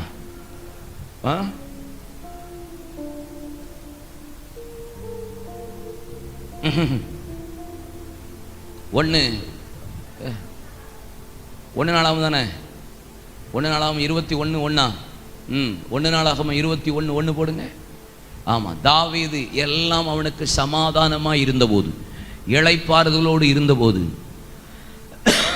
சாத்தான் இஸ்ரவேலுக்கு விரோதமாக எழும்பி இஸ்ரவேலை லக்கம் பார்க்கிறதற்கு தாவீதை சாத்தான் ஏவினான். அப்படின்னா என்ன அர்த்தம்? அப்படின்னா என்ன அர்த்தங்க? 1 தான் போடுறாச்சா? 1 போடு. 21 1 தான். பிசாசு ஏவினான் அப்படின்னா என்ன? எல்லாம் நல்லா இருக்கும்போது, எப்படி யுத்தம் இல்லை, சத்துரு இல்லை, பிள்ளைகள் சூப்பரு, எவ்ரிதிங் ஓகே, அப்படி நல்லா இருப்போம் பாருங்க. இளைப்பாரி கொண்டிருக்கும்போது நம்ம பேய் நல்லா வந்து நிற்பான். நம்ம ஆள் அமைதியாக இருக்கான், எல்லாம் சமாதானமாக இருக்குன்ட்டு. இல்லை இல்லை இல்லை இல்லை, காலாட்களோடு ஓடும்போதே நீங்கள் இளைத்து போவீர்களானால் குதிரையோடும் ரதங்களோடும் ஓடும்போது நீங்கள் எப்படி கர்த்தருக்காக எழும்பணும். ஆமென் சொல்லுங்க. இந்த இளைப்பாறுதல் காலங்கிறது இந்த காலமே கிடையாது. எபிரேயர் 4ஆம் அதிகாரம் 9ஆம் வசனம் சொல்லுகிறது, இனி வருகிற காலம்தான் இளைப்பாறுதல். இனி நமக்கு இளைப்பாறுதல்ங்கிறது இந்த உலகத்தில் கிடையவே கிடையாது. நல்லாயிட்டு என் பிள்ளை செட்டில் ஆயிட்டான், சர்ச்சை கட்டியாச்சு, வீட்டை கட்டியாச்சு, பிஸ்னஸை செஞ்சாச்சு, அதை பண்ணியாச்சு, இதை பண்ணிட்டோம், பிள்ளைக்கு செட்டில் பண்ணிட்டோம், அப்படி ரெஸ்ட் எடுக்கணும்னு நினச்சிடாதீங்க. இன்னும் கர்த்தர் உங்களுக்கு இளைப்பாறுதல் தந்து எல்லாம் சமாதானமாக இருக்கும்போது தான் இன்னும் நீங்கள் அதிகமாய் ஜெபிக்கணும், அதிகமாய் ஊழியம் செய்யணும், அதிகமாய் காத்திருக்கணும், அதிகமாய் பிசாசோடு யுத்தம் பண்ணணும், அதிகமாய் எதிர்த்து நிற்கணும். நீங்க கொஞ்சம் ரெஸ்ட் எடுக்க நினைச்சிட்டீங்க, பிசாசு ஏவி திட்டம் போட தாவீதை ஏவினா தேசத்துல அங்கே ஒரு பெரிய வாதை உண்டானது. ஜனங்கள் செத்து போனார்கள் என்று போடப்பட்டிருக்கிறது. எப்ப பிசாசு திட்டம் போடுவாங்க? நல்லா இல்லை, இன்னும் அதிகமாக வாடணும். செல்ஃப் சாட்டிஸ்ஃபேக்ஷன் ஒன்று இருக்கும், வரும். எப்பயுமே ஒரு திருப்தி வரும். ஆவிக்குரிய வாழ்க்கையில் ஒரு திருப்தி ஒன்று வரும், வந்துடவே கூடாது. ஆவிக்குரிய வாழ்க்கையில் என்ன வந்துடக்கூடாது? நல்லா ஜெபிக்கிறேன், நல்லா ஊழியம் பார்க்குறேன், நல்லா சர்ச் நடக்குது, நல்ல பிஸ்னஸ் நடக்குது, நல்ல பிள்ளைகள் நல்லா இருக்காங்க, வந்துடவே கூடாது. இன்னும் பிள்ளைகள் வரணும், இன்னும் எழும்பணும், இன்னும் சபை முன்னேறணும், ஊழியம் இன்னும் செய்யணும், இன்னும் அதிகமாக ஜெபிக்கணும், இப்படிங்கிற எண்ணம் நமக்குள்ளே இருந்துட்டே. இளைப்பாறுதல் என்கிறது ஒரு காரியம் வந்துட்டுன்னு வச்சுக்கோங்க, அடுத்த நிமிஷம் பிசாசு நம்ம ஆவியை ஏவறதுக்கு ரெடியாக இருப்பான். எப்படி இருப்பான்? இயேசு என்ன சொன்னார்? இயேசு கூட இருந்த நாட்கள் எல்லாம் பேதுரு சீசர்களுக்கு எப்படி இருந்தது? சாப்பாட்டுக்கு சாப்பாடு, தங்குறதுக்கு தங்கு, அற்புத அடையாளம், ஒரே குளோரிய, ஜனங்கள்லாம் நெருக்கி ஒரே ஹாப்பி. இவங்களை அப்பாயின்மெண்ட் வாங்கினா தான் அவர்கிட்ட போய் பார்க்க முடியும். கானானிய ஸ்திரீக்காக இவர் ரெக்கமெண்ட் பண்ணுறாரு. இந்த பல மாதிரி கூட இருக்கிற ஆட்களுக்கே குஜாலாக இருக்கும், நல்லா ஹாப்பியாக இருந்தது. அப்போதான் பிசாசு பேதுருவை ஏவினான். ஆமே, ஆண்டவரே இதெல்லாம் நடக்கக்கூடாது, அதெல்லாம் நடக்கக்கூடாது, நீங்கள் நல்லா ஜாலியாக இருங்க, சாப்பிடுவோம், நல்லா 5 அப்பத்தை 5000 பேருக்கு போசிப்போம், அத்தனை பேரை மீதி எடுப்போம், இவ்வளோ நல்லா ஹாப்பியாக இருப்போம், அற்புத அடையாளம் செய்வோம், ஜாலியாக போட்டில் போவோம், நீங்கள் என்ன வேணாலும் செய்யுங்க, நாங்கள் உங்கள் கூடயே ஜாலியாக இருப்போம், இதுதான் ஹாப்பி. இல்லை இல்லை, இது உமக்கு சம்பவிக்கவே கூடாது. பேய் ஏவி பேதுருவை இயேசுட்டே பேச வச்சு இது உமக்கு இயேசு சொன்ன சூப்பர் வார்த்தை என்ன? My beloved Peter, you are my darling, hug me அப்படின்னா சொன்னார். அப்பாளை வச்சோத்தவனே, பக்கத்தில் பார்த்து சொல்லுங்க, எப்போ வேணாலும் உள்ள வருவான்னு சொல்லுங்கத்தா. என்ன கொரோனாவா கையெல்லாம் தொட மாட்டீங்களா என்ன? தோத்திரம். கையை பிடிச்சி சொல்லுங்க, எப்போ வேணாலும் உள்ள நுழைவான். இடமே கொடுத்துடக்கூடாது. செல்ஃப் சாட்டிஸ்ஃபேக்ஷன் என்னங்கிறது திருப்தி அடைஞ்சிடக்கூடாது. திருப்திங்கிற ஒரு காரியத்துக்கு இடமே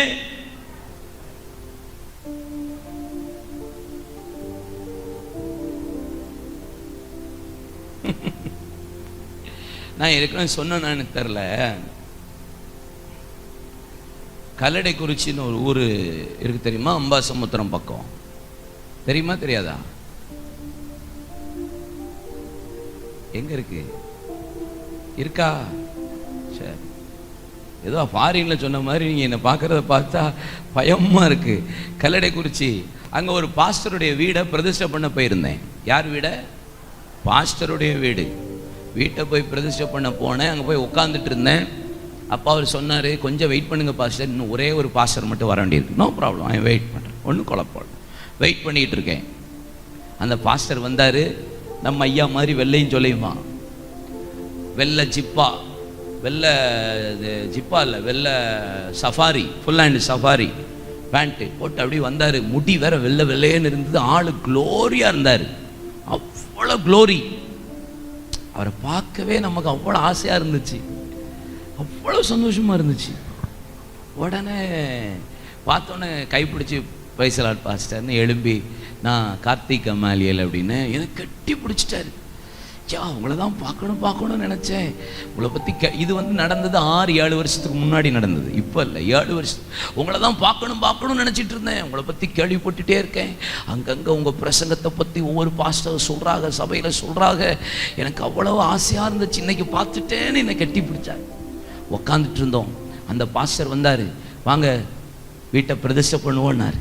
உடனே எழும்பணுமா? அந்த பாஸ்டர் எழும்பி என் 2 ஷோல்டர் அவர் கையை வச்சு இப்படி பிடிச்சாரு ஷோல்டரை. கமாலியல் பிரதர், உங்களுக்காக நான் ஜெபம் பண்றேன் அப்படின்னாரு. சரி பாஸ்டர், நீங்க இன்னும் ஊழியம் செய்யணும் கமாலியல் பிரதர், வல்லமையா செய்யணும். Thank you pastor. அடுத்த சொன்னார், அதிகாலை ஜபத்தை மட்டும் நீங்க விட்டுறாதீங்கப்பா, என்ன ஆனாலும் சரி ஏர்லி மார்னிங் ஜபத்தை மட்டும் விட்டுறாதீங்க அப்படின்னு சொன்னாரு. சரி பாஸ்டர் அப்படின்னு தலை ஆட்டினேன். ஆனால் என் மனசுக்குள்ளே உள்ள ஓடுது, நம்ம தான் 4லேருந்து 4:30 மணிக்கு எழும்பிடுவோமே. எப்படி? வாயில் சொல்லலை, மனசுக்குள்ளே அவர் நீங்கள் ஏர்லி மார்னிங் ஜெபம் என்ன டயர்டானாலும் உருண்டு பிறண்டாவது ஜெபம் பண்ணுங்க அப்படின்றாரு.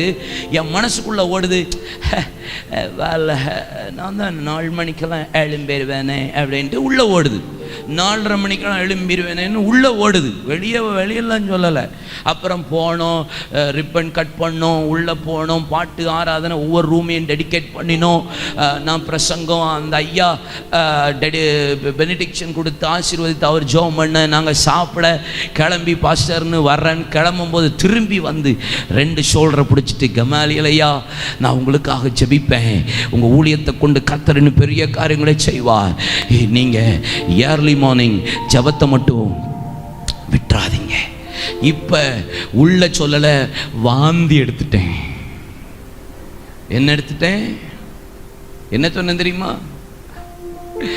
பாஸ்டர் நான் 4 மணிக்கு எழும்பிடுவேன் பாஸ்டர், 4:30 கிளம்பிடுவேன் பாஸ்டர் அப்படின்னு இப்படி வாந்தி எடுத்து பேசுறேன் நான். அவர் ரொம்ப சந்தோஷம், நீங்க விடாம ஜெபம் பண்ணுங்க. ஓகே பாஸ்டர் வேல் அப்படின்னு சொல்லிட்டு கிளம்புனோம். தூத்துக்குடிக்கு நேராக வந்தோம். தூத்துக்குடி சர்ச்சு போனேன், கொஞ்சம் வேலை இருந்துச்சு, முடிச்சுட்டு நைட்டு வீட்டுக்கு போய் சாப்பிட்டுட்டு படுத்தேன். ஹல்லேலூயா. காலையில் எழும்பினேன் 6 மணி. எத்தனை மணி? 6 o'clock. நான் உடனே என்ன நான் பலப்படுத்துறேன், ஏய் நீ நேற்று எவ்வளோ தூரம் ட்ராவலு, எவ்வளோ டயர்டு, எவ்வளோ மெசேஜ், சர்ச்சில் வந்து வேறு மீட்டிங் ஜெபம், ஸோ அதனால இருக்கும். No problem. சும்மா அடுத்த நாள் திருப்பி மீட்டிங்கு ஊழியம் எல்லாம் போச்சு. அடுத்த நாள் காலையில் 7 மணி. 8 மணி 7 o'clock in the morning. சரி, ஏதோ திருப்பி சோர்வாக இருக்கு, பரவாயில்ல, இனி விடக்கூடாது, இனி விடக்கூடாது. எடு செல்போனை, வைய அலாரத்தை. அலாரமா நானா? 3:45 ஒரு அலாரம், 4 மணிக்கு ஒரு அலாரம், 4:15க்கு 1, 4:30க்கு 1, 4:45க்கு 1, 5க்கு 1, 5:15க்கு 1, 5:30 வரைக்கும் விடாமல் வச்சேன். சில முகத்தை பார்த்தா நாங்களும் அப்படிதான் பாஸ்டர் வைப்போம் அப்படின்ற மாதிரி என்ன பார்க்கிங்க. வச்சிட்டு கேளுங்க, உங்களுக்கு ஒன்று தெரியுமா? வீட்டில் கரண்டுன்னு ஒன்று போனால் நம்ம வீடாகவே இருந்தாலும் நம்ம தடவிதான் நடப்போம். பார்த்துருக்கீங்களா? டப்புன்னு கரண்ட் போயிட்டாலும் எந்த வீடாக இருந்தாலும் வீட்டில் போய் முந்தி இப்போயாவது இன்வெர்டரு ஒரு லைட்டு வந்துடுது, முந்தி இருக்காது. நம்ம உடனே அப்படின்னு தான் போவோம். பார்த்துருக்கீங்களா? ஞாபகம் இருக்கா? ஆமாம். அதே மாதிரி நம்மால் உலகத்திலேயே தூங்கியே கண்ண மூடியே செய்ய முடிகிற ஒரு சூப்பர் வேலை இருக்குன்னா அது ஃபோன் எடுத்து அலாரத்தை ஆஃப் பண்ணுற வேலை. அல்லேலூயா, ஆமென், ஆமென். அன்றைக்கு காலை எழும்பினேன் 8:30 மணிக்கு. தோத்திரம். எனக்கு தூக்கி வாரி போட்டுருச்சு. என் வீட்டுக்காரி சொன்னா, ஏன்பா இத்தனை அலாரம் வச்சிங்க, எழும்பி வேற ஆஃப் பண்ண வேற செய்றீங்க? அடா பாவி, இது எப்போ நடந்தது? என்ன நீ அப்பயாவது எழுப்பியிருக்க வேண்டாமா? இத்தனை அலாரத்தையும் நான் தூங்கிட்டே ஆஃப் பண்ணியிருக்கேன் பாருங்க.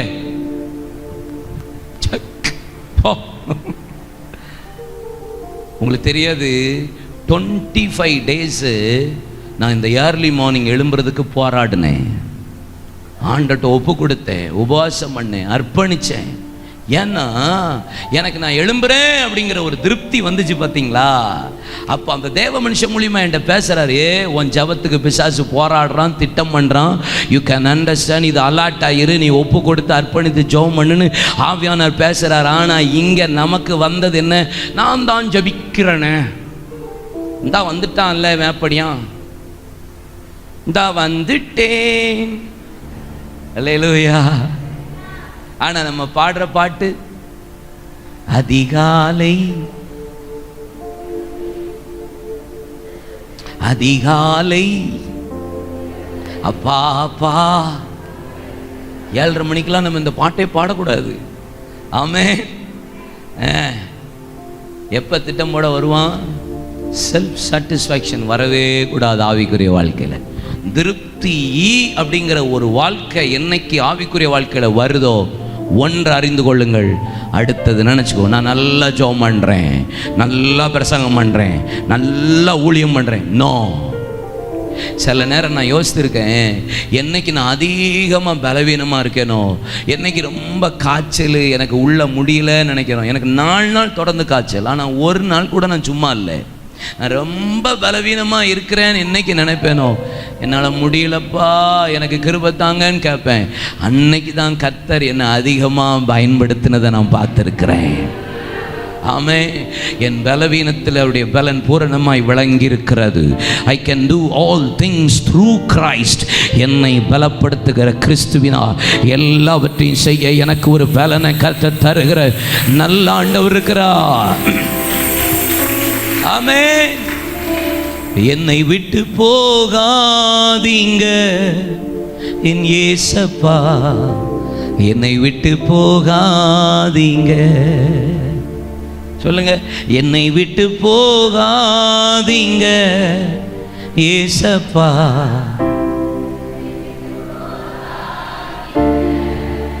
யாருமே எனக்கு இல்லப்பா, எனக்கு துணையாக நீங்க வாங்கப்பா, என்னை விட்டு போகாதீங்க. அவர் நம்மளை விட்டு போகவே கூடாது, அதுக்கு நான் அவரை விட்டு போகக்கூடாது. என்னைக்கு இந்த செல்ஃப் சாட்டிஸ்ஃபேக்ஷன் வரவே விடாதீங்க. எப்பயுமே திருப்திங்கிறது ஒண்ணுமே நம்ம லைஃபுக்குள்ள வரவே விடக்கூடாது. ஆமென் சொல்லுங்களேன். 1 தெசலோனிக்கேயர் 5ஆம் அதிகாரத்துக்கு நேரா திருப்புங்க. 1 தெசலோனிக்கேயர். ஆமென். அதில் ஒரு வசனத்தை நான் உங்களுக்கு காண்பித்து கொடுக்குறேன். கர்த்தருடைய ஆவியானவர் நம்மோடு பேசுவாராக. Praise God. இதில் வச்சலாம் பாஸ்டர். Thank you.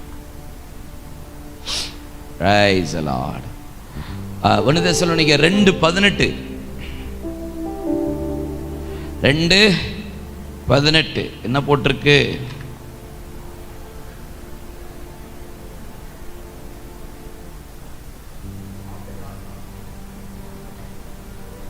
நான் உங்களிடத்துல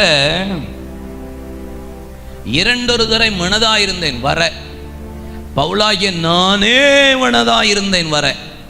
சாத்தானோ எங்களை ஏன் அப்படின்னா என்ன? இந்த ஸ்பிரிச்சுவல்ல ஊழியத்துல ஒரு ஸ்டெப்பு முன்னாடி எடுத்து வைக்கும் போது பிசாசு உடனே கேட்ட போடுறதுக்கு திட்டம் பண்ணிடுவான். ஒன்று ஆவிக்குரிய வாழ்க்கையில திருப்தி அப்படின்னு ஒன்று வந்துச்சு, நினைச்சிட்டீங்க நல்லா இருக்கு அப்படின்னு நினைச்சிட்டீங்களா, பிசாசு திட்டம் போடுவான்.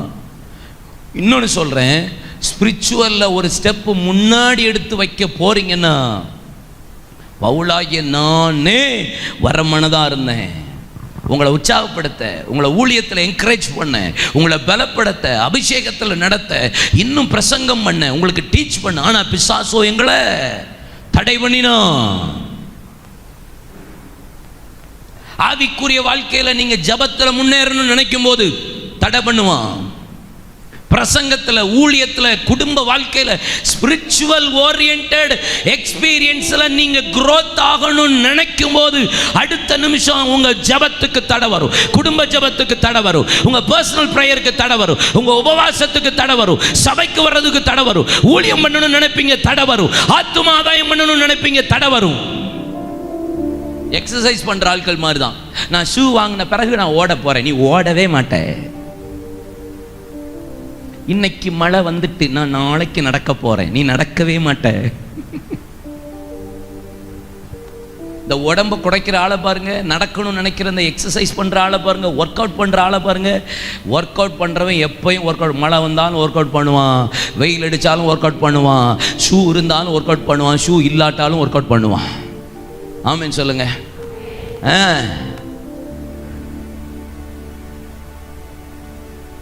ஃபுட்பாலில் ரொம்ப ஃபேமஸான ஆள் யாரு? மெஸ்ஸி ஒரு ஆள், இன்னொன்று ரொனால்டோ. இந்த மெஸ்ஸியும் ரொனால்டோவும் சரி, அவங்க ஆரம்ப வாழ்க்கை பார்த்தீங்கன்னா ஷூ கூட வாங்குறதுக்கு வழி கிடையாது ரொனால்டோவுக்குலாம். ஆனால் அதன் மத்தியில் அவ்வளோ ப்ராக்டிஸ் பாருங்க. ஆனால் நம்ம ஆட்கள் ஸ்பிரிச்சுவலில் எனக்கு இது இருந்தால் தான் நான் பாடுவேன், இது இருந்தால் தான் நான் வொர்ஷிப் பண்ணுவேன், இது இருந்தால் தான் நான் ஊழியம் செய்வேன், இது இருந்தால் தான் அப்படின்னு சொல்லிட்டு பேசிக்கிட்டே இருக்க ஆள் கடைசி வரைக்கும் என்ன செய்யாது? ஊழியம் செய்யவும் செய்யாது, பாடவும் செய்யாது. என் பிரசங்கம் எங்கே தெரியுமா? குளத்தூரில் சுப்பிரமணியபுரம்னு ஒரு ஊர் இருக்குது, அதை தாண்டின உடனே இன்னொரு குக்கிராமம் இருக்குது, 3-4 முக்கு தெரு. அதில் நின்று சத்தம் போட்டு என் பிரசங்கத்தை பண்ணுறேன். நோ மைக், சத்தம் போட்டு கத்துறேன். சல்லுன்னு ஒரு கல் வருது. பிரசங்கத்துக்கு கல் தான் வந்தது. ஆமென். ஆமா, இப்ப சொல்லு வருது, கல் வருது. அப்படிதான் பேசணும். No mic, no music, no only கையில் ஒரே ஒரு வெள்ளை பேப்பர் ட்ராக்ஸு. அந்த ட்ராக்ஸை வச்சு தெருவா கொடுத்து கத்தணும். அப்படிதான் இன்னைக்கு பிரசங்கம் இருந்துச்சு. இன்னைக்கு எல்லாம் இருந்தாலும் நான் வரப்போறேன்னு சொல்லும் போது பிசாசு தடை பண்றான்னா, நீங்க எழும்பி கர்த்தருக்காக ஓடணும்னு நிச்சயம் பண்ணிட்டீங்கன்னா எழும்பிடணும். கைகளை தட்டி ஆண்டவரை மகிமைப்படுத்துவீங்களா? தடை வரும், ஆனால் தடையை தகத்தறிகிறவர் உங்களுக்கு முன்பாக வருவார். அவர் உங்களுக்கு முன்னாடி போய் கோணலை சபையாக்குவார். அவர் உங்களுக்கு முன்னாடி ஒரு தூதன் அனுப்புவார். அவர் உங்களுக்கு போய் முன்பாக போய் இளைப்பாறுதலை தருவார். அவர் உங்களுக்கு முன்பாக சத்துருக்களை முறியடிப்பார். அவர் உங்களுக்கு முன்பாக ராஜாவாய் கடந்து போவார். நீங்க பிரயாசப்படணும். நம்ம பிரயாசப்படுறதே கிடையாது. ஒரு ஸ்டெப் எடுத்து வைக்கும் பிசாசு திட்ட போடுறானா விடக்கூடாது, போராடணும். இன்னைக்கு நான் காலையில் எழும்புவேன், இன்னுமே நான் காலையில் எழும்புவேன் பண்ணிட்டீங்கன்னு வச்சுக்கோங்களேன், அன்னைக்கு தான் வித்தியாசமாக தூக்கம் வரும், எக்ஸ்ட்ரீம் லெவல் தூக்கம் வரும். ஆனால் விடாமல் எழும்பி அந்த தூக்கத்தையும் கடந்து ஜெபிச்சு முகத்தை கழுவி. ஏன் 21 days ஃபாஸ்டிங்னு சொல்கிறாங்க? சில நேரம் 21 days ஒரு காரியத்தை ப்ராக்டிஸ் பண்ணிட்டீங்கன்னா அதுக்கப்புறம் நீங்கள் அது உங்களுக்கு வழக்கமாயிரும். அது வழக்கமாயிரும். 21 days தான் கஷ்டமாக இருக்கும். ஆனால் அந்த 21 days ப்ராக்டிஸ் பண்ணிடுங்க. 22வது நாள் உங்களுக்கு அது ஈஸியாக இருக்கும். ஈஸியாக இருக்கும். காலையில் எழுப்பி பாருங்க, ஊழியம் செஞ்சு பாருங்க, ஆத்துமாதாயம் பண்ணி தொடர்ந்து பண்ணி பாருங்க, தொடர்ந்து சில காரியங்களை செஞ்சு பாருங்க. ஆபிரகாமுக்கு ஆண்டவர் ஆதியாகமம் 15ஆம் அதிகாரத்தில் நீ பயப்படாதே, நான் உனக்கு கேடகமும் மகா பெரிய பலனுமா இருப்பேன் என்று சொன்னபோது ஆபிரகாம் ஆண்டவரை பார்த்து, தேவரீர் எனக்கு என்ன தெரிவீர், என் வீட்டில் இருக்கிற எலியேசர் என் வீட்டு விசாரணை கர்த்தனா இருக்கிறான், இவனா எனக்கு சுதந்திரவாளின்னு சொன்னபோது நீர் இருந்து எனக்கு என்னையா பிரயோஜனம் அப்படின்னு ஆண்டவரை பார்த்து சொன்னபோது ஆண்டவர் ஆபிரகாமை சும்மாவை விட்டார். இல்லை, கையை பிடிச்சி வெளியே அனுப்பிச்சு வானத்தை பாரு, கடலை பாரு, மணலை பாரு, இப்படியா நான் ஆசீர்வதிப்பேன் கர்த்தர் ஆசீர்வதித்தார். ஆசீர்வதிச்சாரா இல்லையா? அவன் என்ன நட்சத்திரத்தை பார்த்ததே இல்லையா? மணலை பார்த்ததே இல்லையா? நீ பார்த்ததையே திரும்பி உங்களை பார்க்க வைக்கிறார்னா செஞ்சதையே திரும்பி செய்ய வைப்பார். செஞ்சதையே திரும்பி திரும்பி செஞ்சாதான் சில ஆசீர்வாதம் நமக்கு வரும், சில காரியங்கள் வரும். செஞ்சதே திரும்பி திரும்பி செய்யணும், பேசுனதே திரும்பி திரும்பி பேசணும். சந்தோஷமாயிருங்கள் என்று உங்களுக்கு சொல்லுகிறேன், சந்தோஷமாயிருங்கள் என்று உங்களுக்கு சொல்லுகிறேன். எழுதுனதை எழுதுகிறது எனக்கு விசனமா இல்லை, அது உங்களுக்கு நலமா இருக்கும் என்று எழுதுகிறேன். மெய்யாகவே மெய்யாகவே நான் உங்களுக்கு சொல்லுகிறேன், ஏற்கனவே சொன்னதையே திரும்ப திரும்ப சொல்றேன். ஏன் இயேசு சொன்னார்? அது உங்களுக்கு நலமா இருக்கும். செஞ்சதை திரும்பி திரும்பி செய்யணும். அன்னைக்கு செஞ்சிட்டோம், இல்லை இன்னைக்கு செய்யணும். அன்னைக்கு இல்லை, இன்னைக்கு என்ன செஞ்ச, திரும்பி செய்யணும். I am the God of repetition. I am the God of repetition. திரும்ப திரும்ப செய்ய வைக்கிற தேவன் நம் ஆண்டவர். வழக்கத்தின்படி ஜெபித்தார், வழக்கத்தின்படி உபவாசம் பண்ணினார். வழக்கத்தின்படி ஜெபிக்கிற நேரத்தில், ஜெபம் பண்ணுகிற இடத்திற்கு ஜெபிக்கும்படி ஜெப நேரத்தில் போய் உட்கார்ந்தான். அதனால தான் 40 வருஷம் எழும்ப முடியாதவனை கர்த்தர் எழும்ப பண்ணினார். அவன் ஜெப நேரம் வழக்கம் இருந்தது. பேதுரு வழக்கத்தின்படி பசியா இருந்தாலும், சாப்பிட ஆசையா இருந்தாலும் மேல் வீட்டுக்கு ஏறினான். வழக்கத்தின்படி செய்கிற ஜெபத்தை திரும்ப திரும்ப செய்யணும்.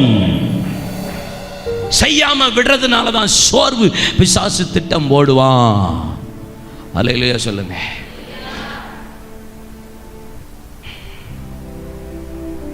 பிசாசு எப்படா விழுங்கலான்னு இருக்கான். ஆமென். யோபு 3ஆம் அதிகாரத்தில் யோபு இப்படி சொல்றார், நான் பயந்த காரியம் எனக்கு நேரிட்டது. எப்பங்க இந்த பிசாசு இப்படி திட்டம் போடுறான்? நீங்கள் என்னைக்கு பயப்படுறீங்களோ அப்போ திட்டம் போடுவான். ஏன் யோபு சொல்கிறான் பயந்த காரியம் எனக்கு நேரிட்டது? 25 பாருங்க, பயந்த காரியம் நேரிட்டது. இங்கே பாருங்களேன், யோபு 1ஆம் அதிகாரத்தில் யோபு தன் பிள்ளைகளை அதிகாலை எழுப்பி, என் பிள்ளைகள் பேச்சிலையோ நடக்கையிலையோ பார்வையிலோ கிரியிலையோ ஏதாவது பாவம் செஞ்சுருப்பாங்கன்னு சொல்லி அவங்களுக்கு முன்னக்கூட்டியே பலி செலுத்தி அவன் எல்லாவற்றையும் செய்கிறான். பலி செலுத்துகிறான், கர்த்தருக்கு எல்லாம் பண்ணுறான். ஆனால் உத்தமமாய் பின்பற்றினவன், பொல்லாப்புக்கு விலகுகிறவன், அவனை போல பூமியில் ஒருவனும் இல்லைன்னு ஆண்டவரை சாட்சி கொடுக்குறாரு. ஆபிரகாமின் காலத்துக்கு முன்னாடி வாழ்ந்தவன் எப்பேற்பட்ட ஆளாக இருப்பான் பாருங்க. யோபு நடுவில் இருக்கிறதுனால, யோபு சங்கீதத்துக்கு பக்கத்தில் இருக்கிறதுனால நீங்கள் சங்கீதக்காரன் பக்கத்தில் இருக்கான்னு நினச்சிடாதீங்க. ஆபிரகாமின் காலங்களில் வாழ்ந்தவன் யோபு. அந்த காலத்திலே நீதிமானா இருந்திருக்கான் பாருங்க. அந்த காலத்தில் எவ்வளோ உண்மை உத்தமமான இருந்திருக்கான் பாருங்க. ஆனால் அவனுக்கு உள்ள ஒரே ஒரு போராட்டம் என்ன தெரியுமா? பயம். என்ன பயம்? என் பிள்ளைகளை இப்படி செத்து போயிடுவாங்களோ. பயந்த காரியம் நேரிட்டது அப்படின்னா என்ன? அப்போ என்ன பயந்துட்டே இருந்திருக்கான்? என் பிள்ளை செத்துருவாங்களோ, எனக்கு இப்படி அழிவு வந்துடுமோ, ஐயோ என் வீடு இப்படி விழுந்துருமோ, என் சொத்து இப்படி போயிருமோ, என் மிருகம் இப்படி செத்துருமோ, எனக்கு இப்படி ஆயிருமோ, என் ஊழியம் இப்படி ஆயிருமோ, என் பிள்ளைகள் இப்படி ஆயிடுவாங்களோ, என் பிஸ்னஸ் இப்படி ஆயிருமோ, என் குடும்பம் இப்படி ஆயிருமோ, இப்படியே பயந்துக்கிட்டே இருக்கிறது. பயந்துக்கிட்டே இருந்தால் பிசாசு என்ன செய்வான்? அவன் நம்ம பயல்ல போல வாரேன் அப்படின்னு உள்ள அனுப்பிச்சிடுவான். தீமோத்தேயை பார்த்து 2 தீமோத்தேயு 1ஆம் அதிகாரம் 6ஆம் வசனத்தில் 7ஆம் வசனத்தில் பாருங்க. 6ஆம் வசனத்தில் என்ன சொல்றாரு? நான் உன் மேல கைகளை வச்ச போது நீ பெற்ற அபிஷேகத்தை, வரத்தை, அனல் முட்டை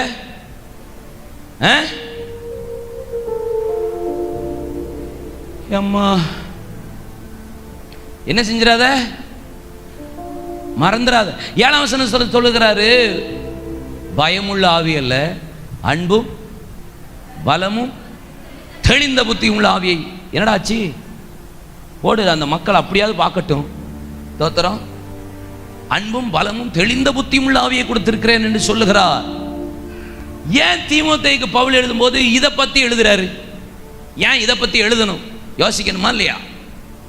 பயமுள்ள ஆவி இல்லடா, அன்பும் தெளிந்த பலமும் அன்பும் தெளிந்த புத்தியுள்ள ஆவியை கத்த நமக்கு கொடுத்துருக்கா. பயமுள்ள ஆவியெல்லாம் கத்த நமக்கு தரல அப்படின்னு பேசுறாரு. எதுக்கு சொல்றாருன்னா, கொரிந்தியருக்கு எழுதும்போது 16ஆம் அதிகாரத்தில் தீமோத்தேயை பார்த்து அங்கே அப்போஸ்தலனாகிய பவுல் சொல்றான், தீமோத்தேயு உங்கள் இடத்துல வர்றான், அவன் கொஞ்சம் பயப்படுறான், பயப்படுகிறபடினால் அவனை நீங்கள் கொஞ்சம் கவனமாக சேர்த்துக்கொள்ளுங்கன்னு சொல்லி அட்வைஸ் கொடுக்குறாரு கொரிந்தி பட்டணத்துக்கு எழுதும்போது. அப்படின்னா என்ன அர்த்தம்? தீமோத்தேயுக்குள்ள என்ன இருந்திருக்கு? பயம். ஆனால் அதே தீமோத்தேயு தான் பவுல் நல்ல போராட்டத்தை போராடினேன், ஓட்டத்தை முடித்தேன், விசுவாசத்தை காத்துக்கொண்டேன், இது முதல் நீதி எங்களிடம் எனக்காக வைக்கப்பட்டிருக்குன்னு சொன்ன உடனே பவுல் தலையை வெட்டும்போது அது முன்னாடி பிரசங்கத்தை கேட்டுட்டு பார்த்தவன் தீமோத்தேயு. அந்த அந்த அந்த ஊழியத்தை அடுத்தது பயம் இல்லாமல் வாங்கி ஓடி முடித்தவன் தீமோத்தேயு. உங்களுக்கு பயம் வருதா? பிசாசு அழகாக திட்டம் போட்டு போயிட்டே இருப்பான். பயத்துக்கு மட்டும் இடமே கொடுக்காதீங்க. கொஞ்சம் கூட. கிதியோனு எங்க போராடிச்சிட்டு இருந்தான்? ஆலைக்கு பக்கத்தில். ஏன்? பயந்ததுனால. அதே 6ஆம் அதிகாரத்தில் நியாயாதிபதிகளில் வாசித்து பாருங்க. ஆண்டவர் உனக்கு சமாதானம் என்று சொல்லி முடித்த பின்பு அவருக்கு பலி செலுத்தும் போது எப்போ பலி செலுத்தினா? பகல்லையா? இல்லை, தன் சொந்த இன ஜன பந்துக்களுக்காகவும் அவன் பெலிஸ்தியர்களுக்கும் பயந்தபடினால் ராக்காலத்தில் போய் பலி செலுத்தினான், நடுராத்திரியில் போய் பலி செலுத்தினான், ஜனங்களுக்கு பயந்தபடியால். 7ஆம் அதிகாரத்தில் பாருங்க, நீ சத்துருவுக்கு பயப்பட்டாபடினால் நீ போய் சத்துருவின் பாளையத்தின் முன்னணியில் போய் பாரு, கொஞ்சம் கேளப்பா, நீ என்ன செஞ்சிட்டு இருக்கிற, உனக்கு இருக்கிற இந்த பலத்தோட போ, ஒன்னு அனுப்புறது நான் இல்லை. ஏன் பயப்படுற? சபை பயத்துக்கு இடம் கொடுக்க கூடாது. தேவ ஜனங்கள் எதை குறித்தும் பயப்படக்கூடாது. ஆமென். நம்ம ஆட்கள் கரப்பாம்பூச்சிக்கே பயப்படுற குரூப்பு, பள்ளிக்கு பயப்படுற குரூப்பு, தலால் நாய்க்கு பயப்படுற குரூப்பு. இடையில ஒரு நியூஸில் நைட்டு ஒரு குட்டி பையன் தங்கச்சியை கூட்டுட்டு போகிறான். பார்த்தீங்களா? இத்தனை பேர் சுற்றி நாய் சூழ்ந்துக்கிட்டு, சுற்றி நாய். 4-5 நாளைக்கு முன்னாடி ஒரு பிள்ளை, ஒரு 3 நாய் ஒரு நார்மலாக வளர்ந்த ஒரு பிள்ளைய முடியை பிடிச்சி இழுத்து அப்படி கொதறிட்டு கத்திக்கிட்டே கிடக்குது. அந்த பிள்ளையால் அதை ஒன்றும் செய்ய முடியல, கொதறுது. விசிசிடி கேமராவில் காமிக்கிறாங்க. அதுக்கப்புறம் ஒருத்தர் எழும்பி அதை வரட்டி அடித்தார். அந்த ஒரு சிஸ்டர் வந்தாங்க. ஆனால் ஒரு குட்டி பையன் தங்கச்சியை கூட்டிட்டு போகிறான். 7-8 நாய் சூழ்ந்துக்கிட்டு, 8 நாய்ங்க. இந்த குட்டி பைய எடுத்தாங்க, அடிங்கன்னா ஓடிடுச்ச குட்டி பைய. அன்பிலீவபிள். அதுவும் சிசிடி கேமரால தான். ஆமா, நீங்க நியூஸ்ல பார்த்தா தெரியும். தங்கச்சியை காப்பாத்தின அண்ணன் என்று போட்டிருந்தார். எப்படிப்பட்ட அண்ணன் பாருங்க, அத்தாடிச்ச, வாட் அ க்ளோரியஸ் பிரதர். நம்ம ஆட்கள்லாம் தெரிச்சு ஓடிடுவான். ஒரு கணவன் மனைவியே தெரியல, லவ்வர்ஸாக 2 பேரை தெரியல, நடந்து வராங்க. ஒரு திருடன் ஓடி வந்து பைக்கை நிப்பாட்டிட்டு கத்தியை காமிக்கிறான். கத்தியை காமிச்சிட்டோன்னு அடித்தான் ஓட்டாவன். இவ இப்படி பார்த்துக்கிட்டே இருந்தா, அடா பாவி, என்னை இப்படி விட்டுட்டு ஓடுறானே. கடைசியில் என்னாச்சு தெரியுமா? ஓடிட்டான்னு ஒன்று திருடனே மனம் இறங்கி இந்த புடி அப்படின்னு பேகை கையில் கொடுத்துட்டான். கடைசியில் என்ன ஆகிட்டுன்னு அவன் நீ என் கூட வான்னு கையை பிடிச்சி அவன் கூட கூட்டி போயிட்டான்.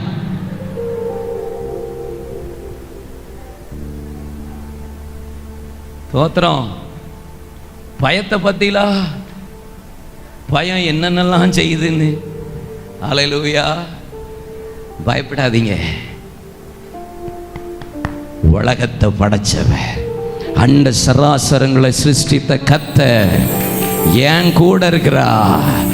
ஆமென் சொல்லுங்க. யோசேப்பு என் கூட இருக்கிறா. எதை குறித்தும் பயப்பட மாட்டேன். ஆமென் சொல்லுங்க. யோவான் 14:30. யோவான் 14:30.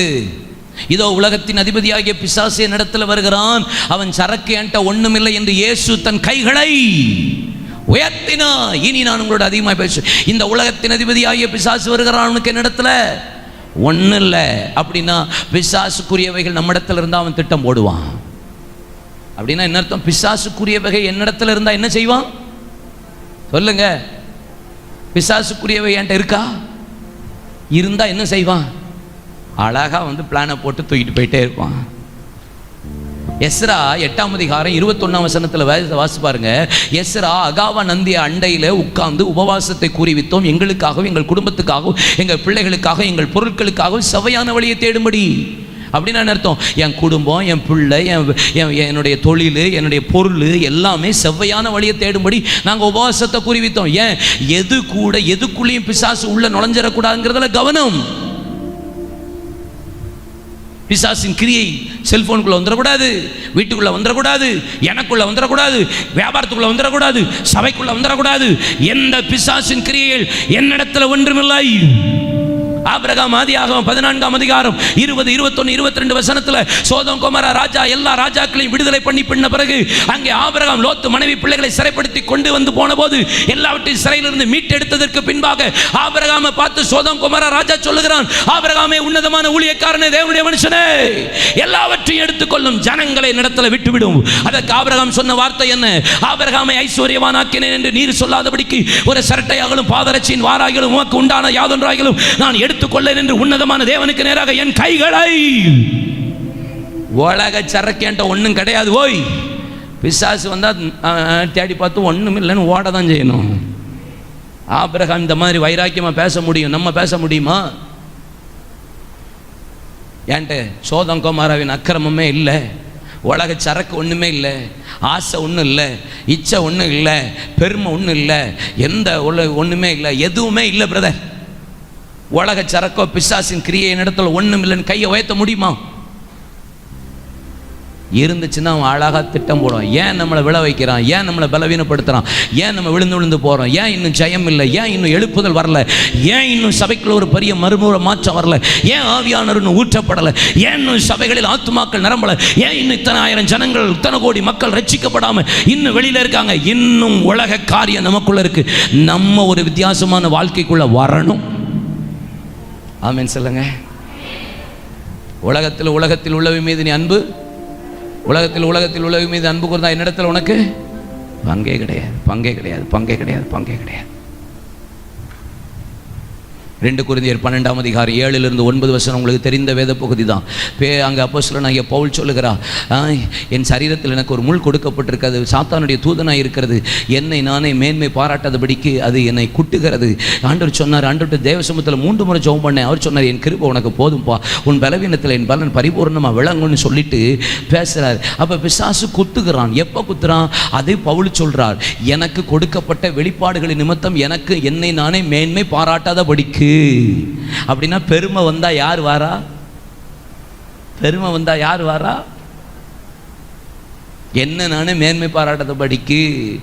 எதை குறித்து நமக்கு பெருமை வந்துடவே கூடாது. பெருமை உள்ளவனுக்கு கர்த்தர் எதிர்த்து தான் நிற்பாரு. பெருமைக்கு இடம் கொடுத்துடாதீங்க. பிசாசு அழகாக திட்டம் போட்டுருவான்.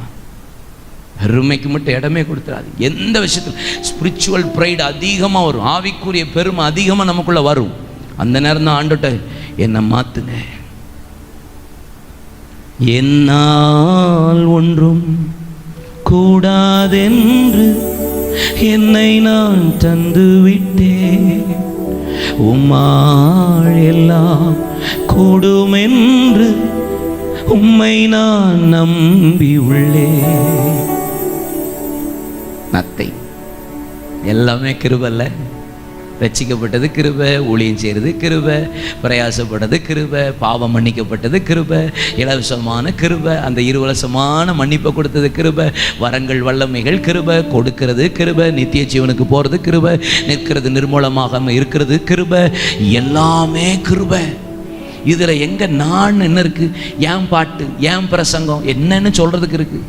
எல்லாம் பரத்திலிருந்து ஒரு மனுஷனுக்கு கொடுக்கப்படாவிட்டால் எங்கெங்க இருக்கு? எந்த விஷயத்திலும் ஜாதியில பெருமை, அழகுல பெருமை, படிப்புல பெருமை, ஸ்பிரிச்சுவல் ஜபத்துல பெருமை, எதுலையுமே வந்துடக்கூடாது. ஏசப்பா கிருபை. நான் 8ஆம் நாளில் விருத்த சேதனம் பண்ணப்பட்டவன், எபிரேல் பிறந்த எபிரேயன், நான் ரோமன், நியாய பிரமாணத்தின்படி குற்றம் சாட்டப்படாதவன், கமாலியலின் பாதத்தில் படித்தவன், பரிசேயனுக்கு மகனுமாய் இருக்கிறேன். ஆனால் இதெல்லாம் எனக்கு பெரிய மேட்டரே இல்லை. லாபமான அனைத்தையும் நஷ்டம் என்று விட்டேன், குப்பையுமாய் கருதுகிறேன், கிறிஸ்துவை அறிகிற அறிவின் மேன்மைக்காக. இதெல்லாம் ஒன்றுமே இல்லைங்க. பேர்மை பாராட்ட என்ன இருக்குது? ஒன்றுமே இல்லை. அதனால தான் பவுல் கொரிந்தியரில் எழுதும்போது 2 கொரிந்தியரில் சொல்கிறாரு, ஒரு மனிதனை நான் அறிவேன். அவர் எத்தனாவது வானத்துக்கு போனாராம்? ஒரு மனிதனை அறிவேன். அவர் பேரை சொல்லவே இல்லை பார்த்தீங்களா? நான் ஒரு மனுஷனை அறிவேன். அவர்னு தன்னை சொல்லலை. ஏன்னா நம்ம ஆள் குத்துன குத்தப்படி,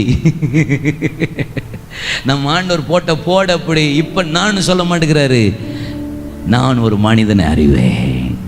அவன் போனான், அவன் போயிட்டு திரும்பி வந்தான் அப்படின்ட்டு அப்படியே முடிச்சிட்டாரு. ஏன்? இப்போ கர்த்தரே என்னை கொண்டு போனார், என்னால் ஒன்று அல்ல என்பதை அறிந்து கொண்டார். ஆமென் சொல்லுங்க. ஹல்லேலூயா.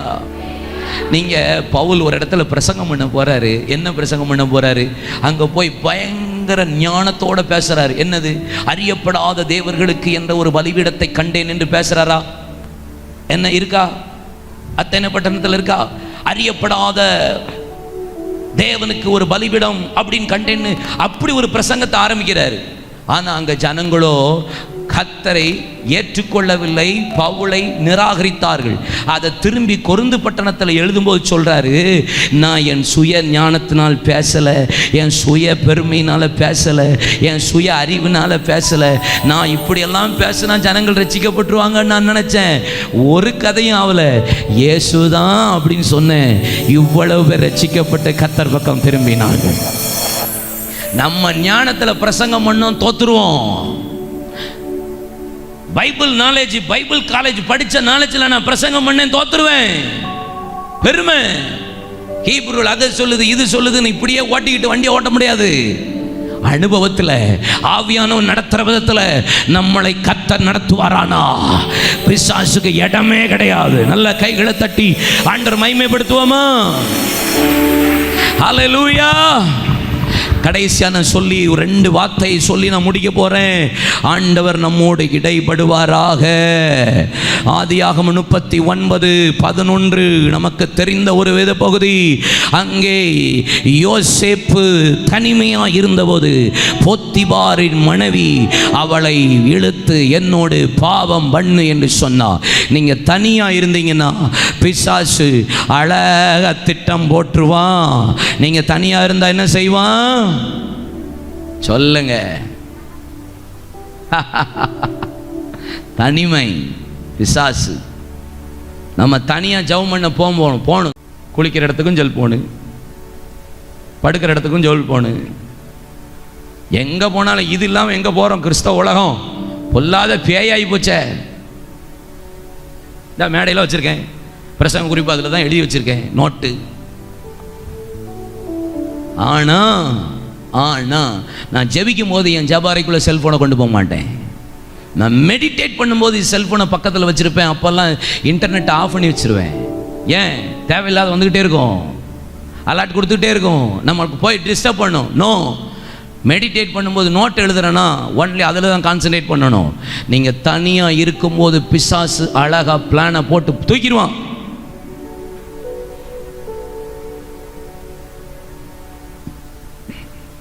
வீட்டில் கணவன் மனைவி இருக்கீங்களா?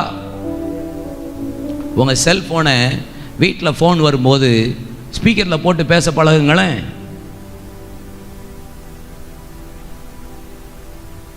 பரலோகத்தில் கொஞ்சம் அமைதி உண்டாயிட்டு. நீங்கள் வீட்டில் இருக்கும்போது, நான் மேக்ஸிமம் வீட்டில் இருக்கும்போது அந்த ஸ்பீக்கரில் போட்டு பேசிடுவேன். யார் பேசினாலும் என்ன, என் வீட்டுக்காரி அதை கேட்க போகிறா, கேட்கட்டும்.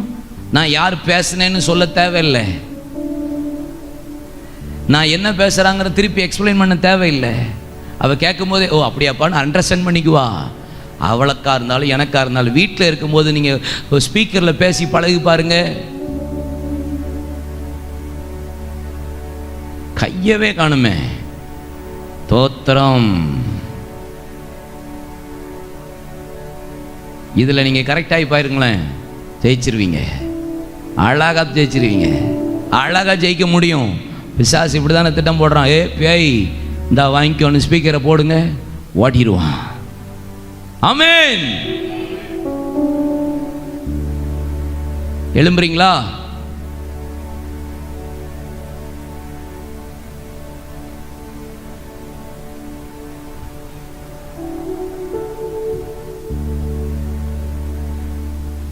ஹல்லேலூயா. இங்கே பாருங்க, யோசேப்பு எப்படி ஜெயிக்க முடிஞ்சது? தனிமையை, சிறைச்சாலையை, அவன் ஆசீர்வாதம் எப்படி இருந்தது யோசிச்சு பாருங்களேன். அவன் விசேஷித்த ஆவியுடையவனா இருந்தான். என்ன ஆவி? ஆபிரகாம் ஆபிரகாமுக்குள்ள மலட்டுத்தன்மை இருந்துச்சா இல்லையா? சொல்லுங்க. கை கட்டாதீங்க, ஃப்ரீயா இருங்க. கை கட்டுற வேலையே இருக்கக்கூடாது சர்ச்சில். ஆபிரகாமுக்குள்ள மலட்டுத்தன்மை இருந்துச்சா இல்லையா?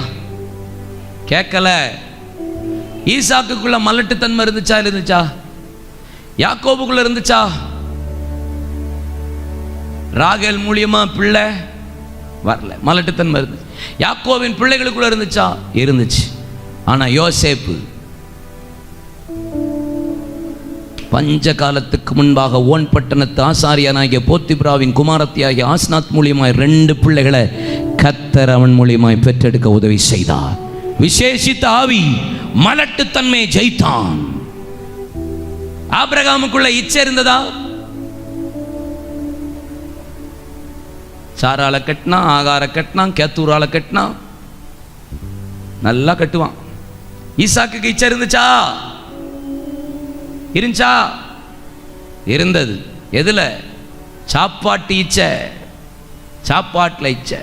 அதான் ஏசாவை போய் சமைச்சு கொண்டு வான்னு சாப்பாடை இவன் கொண்டு வந்ததுக்கு எவனை ஆசீர்வதிக்கணும்னு தெரியாம சாப்பாட்டு ருசி இச்சை தம்பி ஆசீர்வதிச்சிட்டாரு நம்ம அப்பா. யாக்கோபுக்கு இச்சை இருந்ததா? நல்லாவே இருந்துச்சுங்களோ. யாக்கோவின் பிள்ளைகளுக்குள்ள இருந்துச்சா? இருந்துச்சு. ஆனா யோசேப்பு தனிமையிலும் இச்சையின் ஆவியை ஜெயிக்க அந்த விசேஷித்த ஆவி அவனுக்கு உதவி செய்தது. ஆபிரகாம் போய் பேசினானா? பேசினான். ஈசாக்கு பேசினான். யாக்கோபு பேசினான். யாக்கோவின் பிள்ளைகள் நல்லா வண்டையா புழுனானு. ஆனா ஒருத்தன் பாருங்க, இந்த பொய்யின் ஆவியை ஜெயிக்க கர்த்தர் அவனுக்கு உதவி செய்தார். ஆபிரகாம் எகிப்துக்கு போனாரா? போனார். ஈசாக்கு போனாரா? போக பிரயாசப்பட்டார். யாக்கோபு போனாரா? போனார். யாக்கோபின் பிள்ளைகள் போனாங்களா? போனார்கள். ஆனா யோசேப்போ கொண்டு போகப்பட்டான். எகிப்தை ஆளுகை செய்யும்படி கர்த்தர் அவனுக்குள்ள இருந்த விசேஷித்த ஆவி. பிசாசு ஜெயிக்கணும்னா விசேஷித்த ஆவி வேணும். மாம்சத்தை, உலகத்தை, இச்சைய எல்லாத்தையும் ஜெயிக்கணும்னா என்ன வேணும்? Special spirit. இப்போ அந்த ஆவியை கர்த்தர் நமக்கு தரப்போகிறா. எத்தனை பேர் விசுவாசிக்கிறீங்க? எத்தனை பேர் நம்புறீங்க? எத்தனை பேர் எனக்குள்ள அந்த ஆவியை கர்த்தர் இப்பொழுது கொடுக்க போறாருன்னு எதிர்பார்க்குறீங்க? வாலிப பிள்ளைகள்லாம் வாஞ்சியோடு கேட்கணும். கேளுங்க.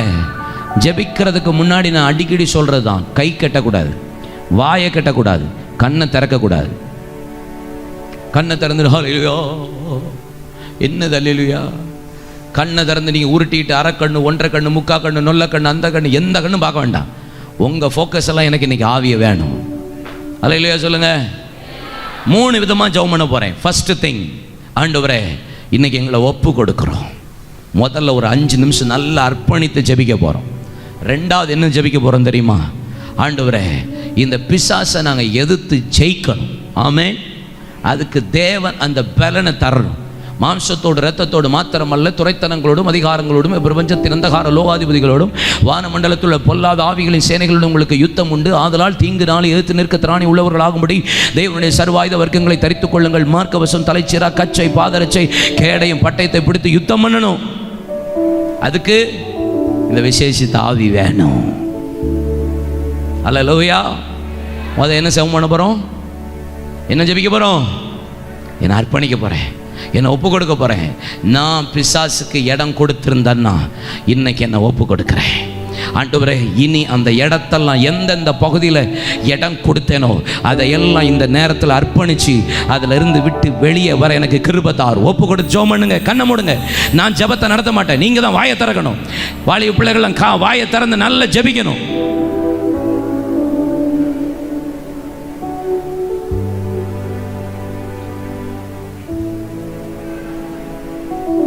ஹல்லேலூயா, ஹல்லேலூயா, ஹல்லேலூயா.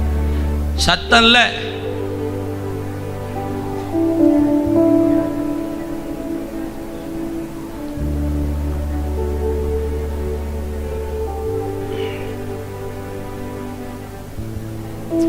க்ளோரி ரிபல ஹந்தரமௌடதனா.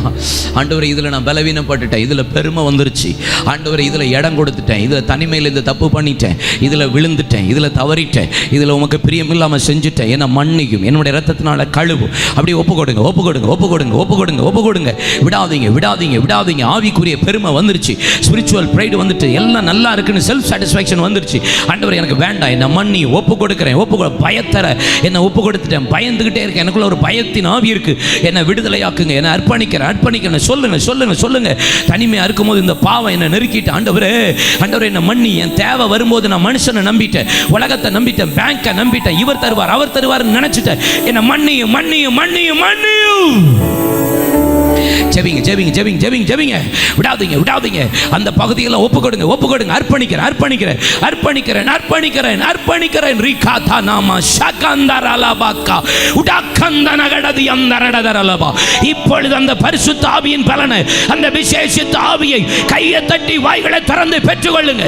ஆவியில நிரப்பப்பட்டவர்களாய் யோசேப்பு ஜெயித்தான், நானும் ஜெயிக்கிற ஆவி, ஜெயிக்கிற ஆவி மாம்சத்தை, பிசாசை, உலகத்தை, இச்சையை, பொய்யின் ஆவி, எகிப்தின் ஆவியை ஜெயிக்கிற ஒரு பல. மார்க்க வசத்தை அணிந்து கொள், கச்சையை பறித்துக்கொள், பாதரட்சையை தொடுத்துக்கொள், பட்டயத்தை பிடி, கேடயத்தை பிடி. இது உன் யுத்த நேரம். ஆவியை பெற்றுக்கொள். கையை தட்டி ஆர்ப்பரி, விடாதீங்க. ரபலா கதனா ரகதனா உட கந்தனா கடதனா மமகடதி அந்தரடதரலபா. ஒரு பின்மாரி ஊற்றப்படட்டும், ஒரு பிந்தின மகிமைகள் சபையில ஊற்றப்படட்டும். ஒரு ஜப சேனை, ஒரு யுத்த சேனை, ஒரு யவன சேனை எழும்பட்டும். ஓ ரபலா அந்த ரபலா கமதனமா உடகதன கடதி அந்தரடதரலபா. பிரதர், வாஞ்சித்து கேளுங்க, வாஞ்சித்து கேளுங்க, ஆண்டவர்ட்ட கேளுங்க, விடாம கேளுங்க. உங்க அப்பா அம்மாவை தொந்தரவு பண்ணீங்கல்ல, நீங்க இப்ப ஆண்டவரை தொந்தரவு பண்ணுங்க. கேளுங்க கேளுங்க.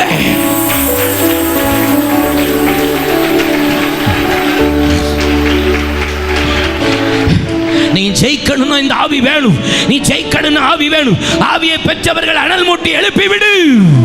ஆவியை பெற்றவர்கள் உங்கள் மீது பெற்ற ஆவியின் அபிஷேகத்தை அனல் மூட்டுங்கள்.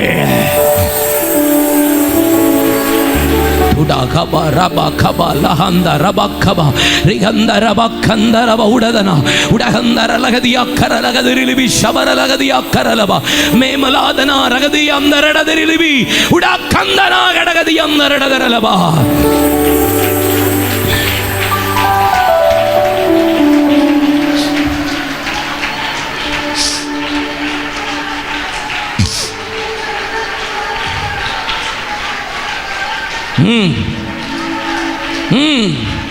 எல்லா பலவீனங்கள் வெளியேறுகிறது, எல்லா போராட்டங்கள் வெளியேறுகிறது, எல்லா அடிமைத்தனங்கள் வெளியேறுகிறது, எல்லா சுபாவங்கள், கேரக்டர் டிரான்ஸ்ஃபர்மேஷன், கேரக்டர் சுபாவ மாற்றம், திவ்ய சுபாவத்தில் ஒரு பெரிய அபிஷேகம். ராகபலஹந்தரலபாக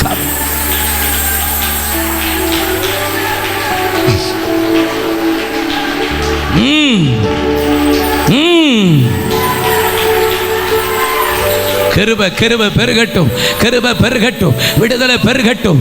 ஒரு ஃப்ரீனஸ் சபையில் வருகிறது, ஆவியில் ஒரு ஃப்ரீனஸ் வருகிறது. விடாதீங்க விடாதீங்க. சபையில் ஒரு பெரிய விடுதலை, உங்க பர்சனல் லைஃப்ல ஒரு விடுதலை. ஆவி hallelujah hallelujah hallelujah. Glory glory glory glory. உமக்கு நன்றி. சங்கீதம் 144 சங்கீதத்தில் சங்கீதக்காரன் இப்படி சொல்லுகிறான், என் கைகளையும் என் விரல்களையும் போருக்கும் யுத்தத்துக்கும் படிப்பிக்கிற எங்கள் கண்மலையாகிய தேவனுக்கு ஸ்தோத்திரம். இப்போ உங்கள் கையை உங்கள் விரலை கர்த்தர் போருக்கும் யுத்தத்துக்கும் படிப்பிக்க போகிறார். எந்த பகுதியில் உங்கள் பிசாசு வீழ்த்தினானோ, நான் 9 காரியம் சொன்னேன், அந்த காரியத்தை மனதில் வைத்து அதை எதிர்த்து உங்கள் கைகளையும் விரலையும் பட்டயமாய் மாற்றி அதை யுத்தம் பண்ணி இப்பொழுது வெட்டுங்க வெட்டுங்க வெட்டுங்க. அதை ஜெயிங்க ஜெயிங்க. எதிர்த்து நில்லுங்க, எதிர்த்து நில்லுங்க. அப்பொழுது அவன் உங்களை விட்டு ஓடி போவான். பெருமையின் ஆவியை வெட்டுங்க, தனிமையின் ஆவியை வெட்டுங்க.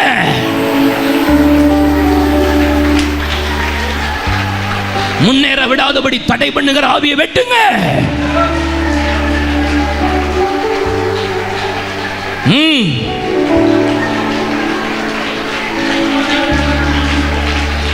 கத்தரிப்பவங்க கையில பட்டயம், விரல் யுத்தம், யுத்தம் நடக்கிறது. யுத்தம் நடக்கிறது. இது ஒரு போர், இது போர்.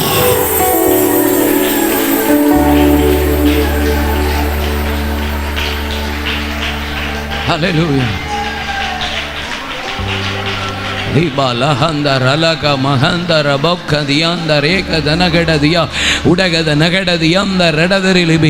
நீங்கள் அந்த ஆவியை பெறுவீர்களானா இதை ஜெயிக்க கர்த்தர் உங்களுக்கு கிருபை தருகிறா. இப்பொழுதே ஒரு பெரிய விடுதலை வரட்டும், வரட்டும், வரட்டும், வரட்டும், வரட்டும் இயேசுவின் நாமத்தில். யோசேப்பின் மேன்மை உங்கள் வீடு தேடி உங்களுடைய சரசின் மீது வருகிறது, உங்கள் சரசில் வருகிறது. யோசேப்பின் மகிமை உங்கள் சரசில் வருகிறது. யோசேப்பின் மகிமை, உன் மேன்மை உன்னை நோக்கி வருகிறது. இழந்த மகிமை மீண்டும் உன்னை அதே ஸ்தானத்தில் நிறுத்துகிற நிலை.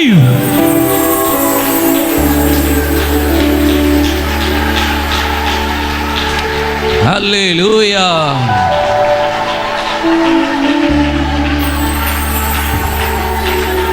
Hallelujah.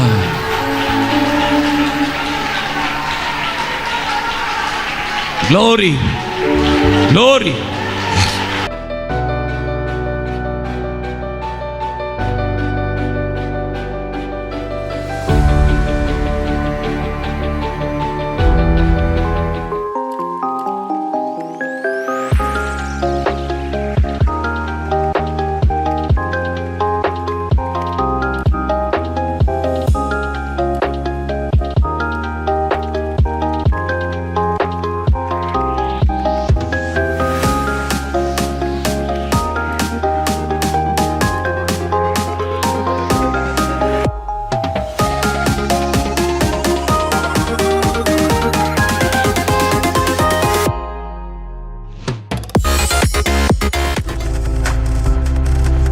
நீங்கள் பார்த்து கொண்டிருப்பது உங்கள் ஜாய் டிவி. உங்கள் துக்கம் சந்தோஷமாய் மாறும்.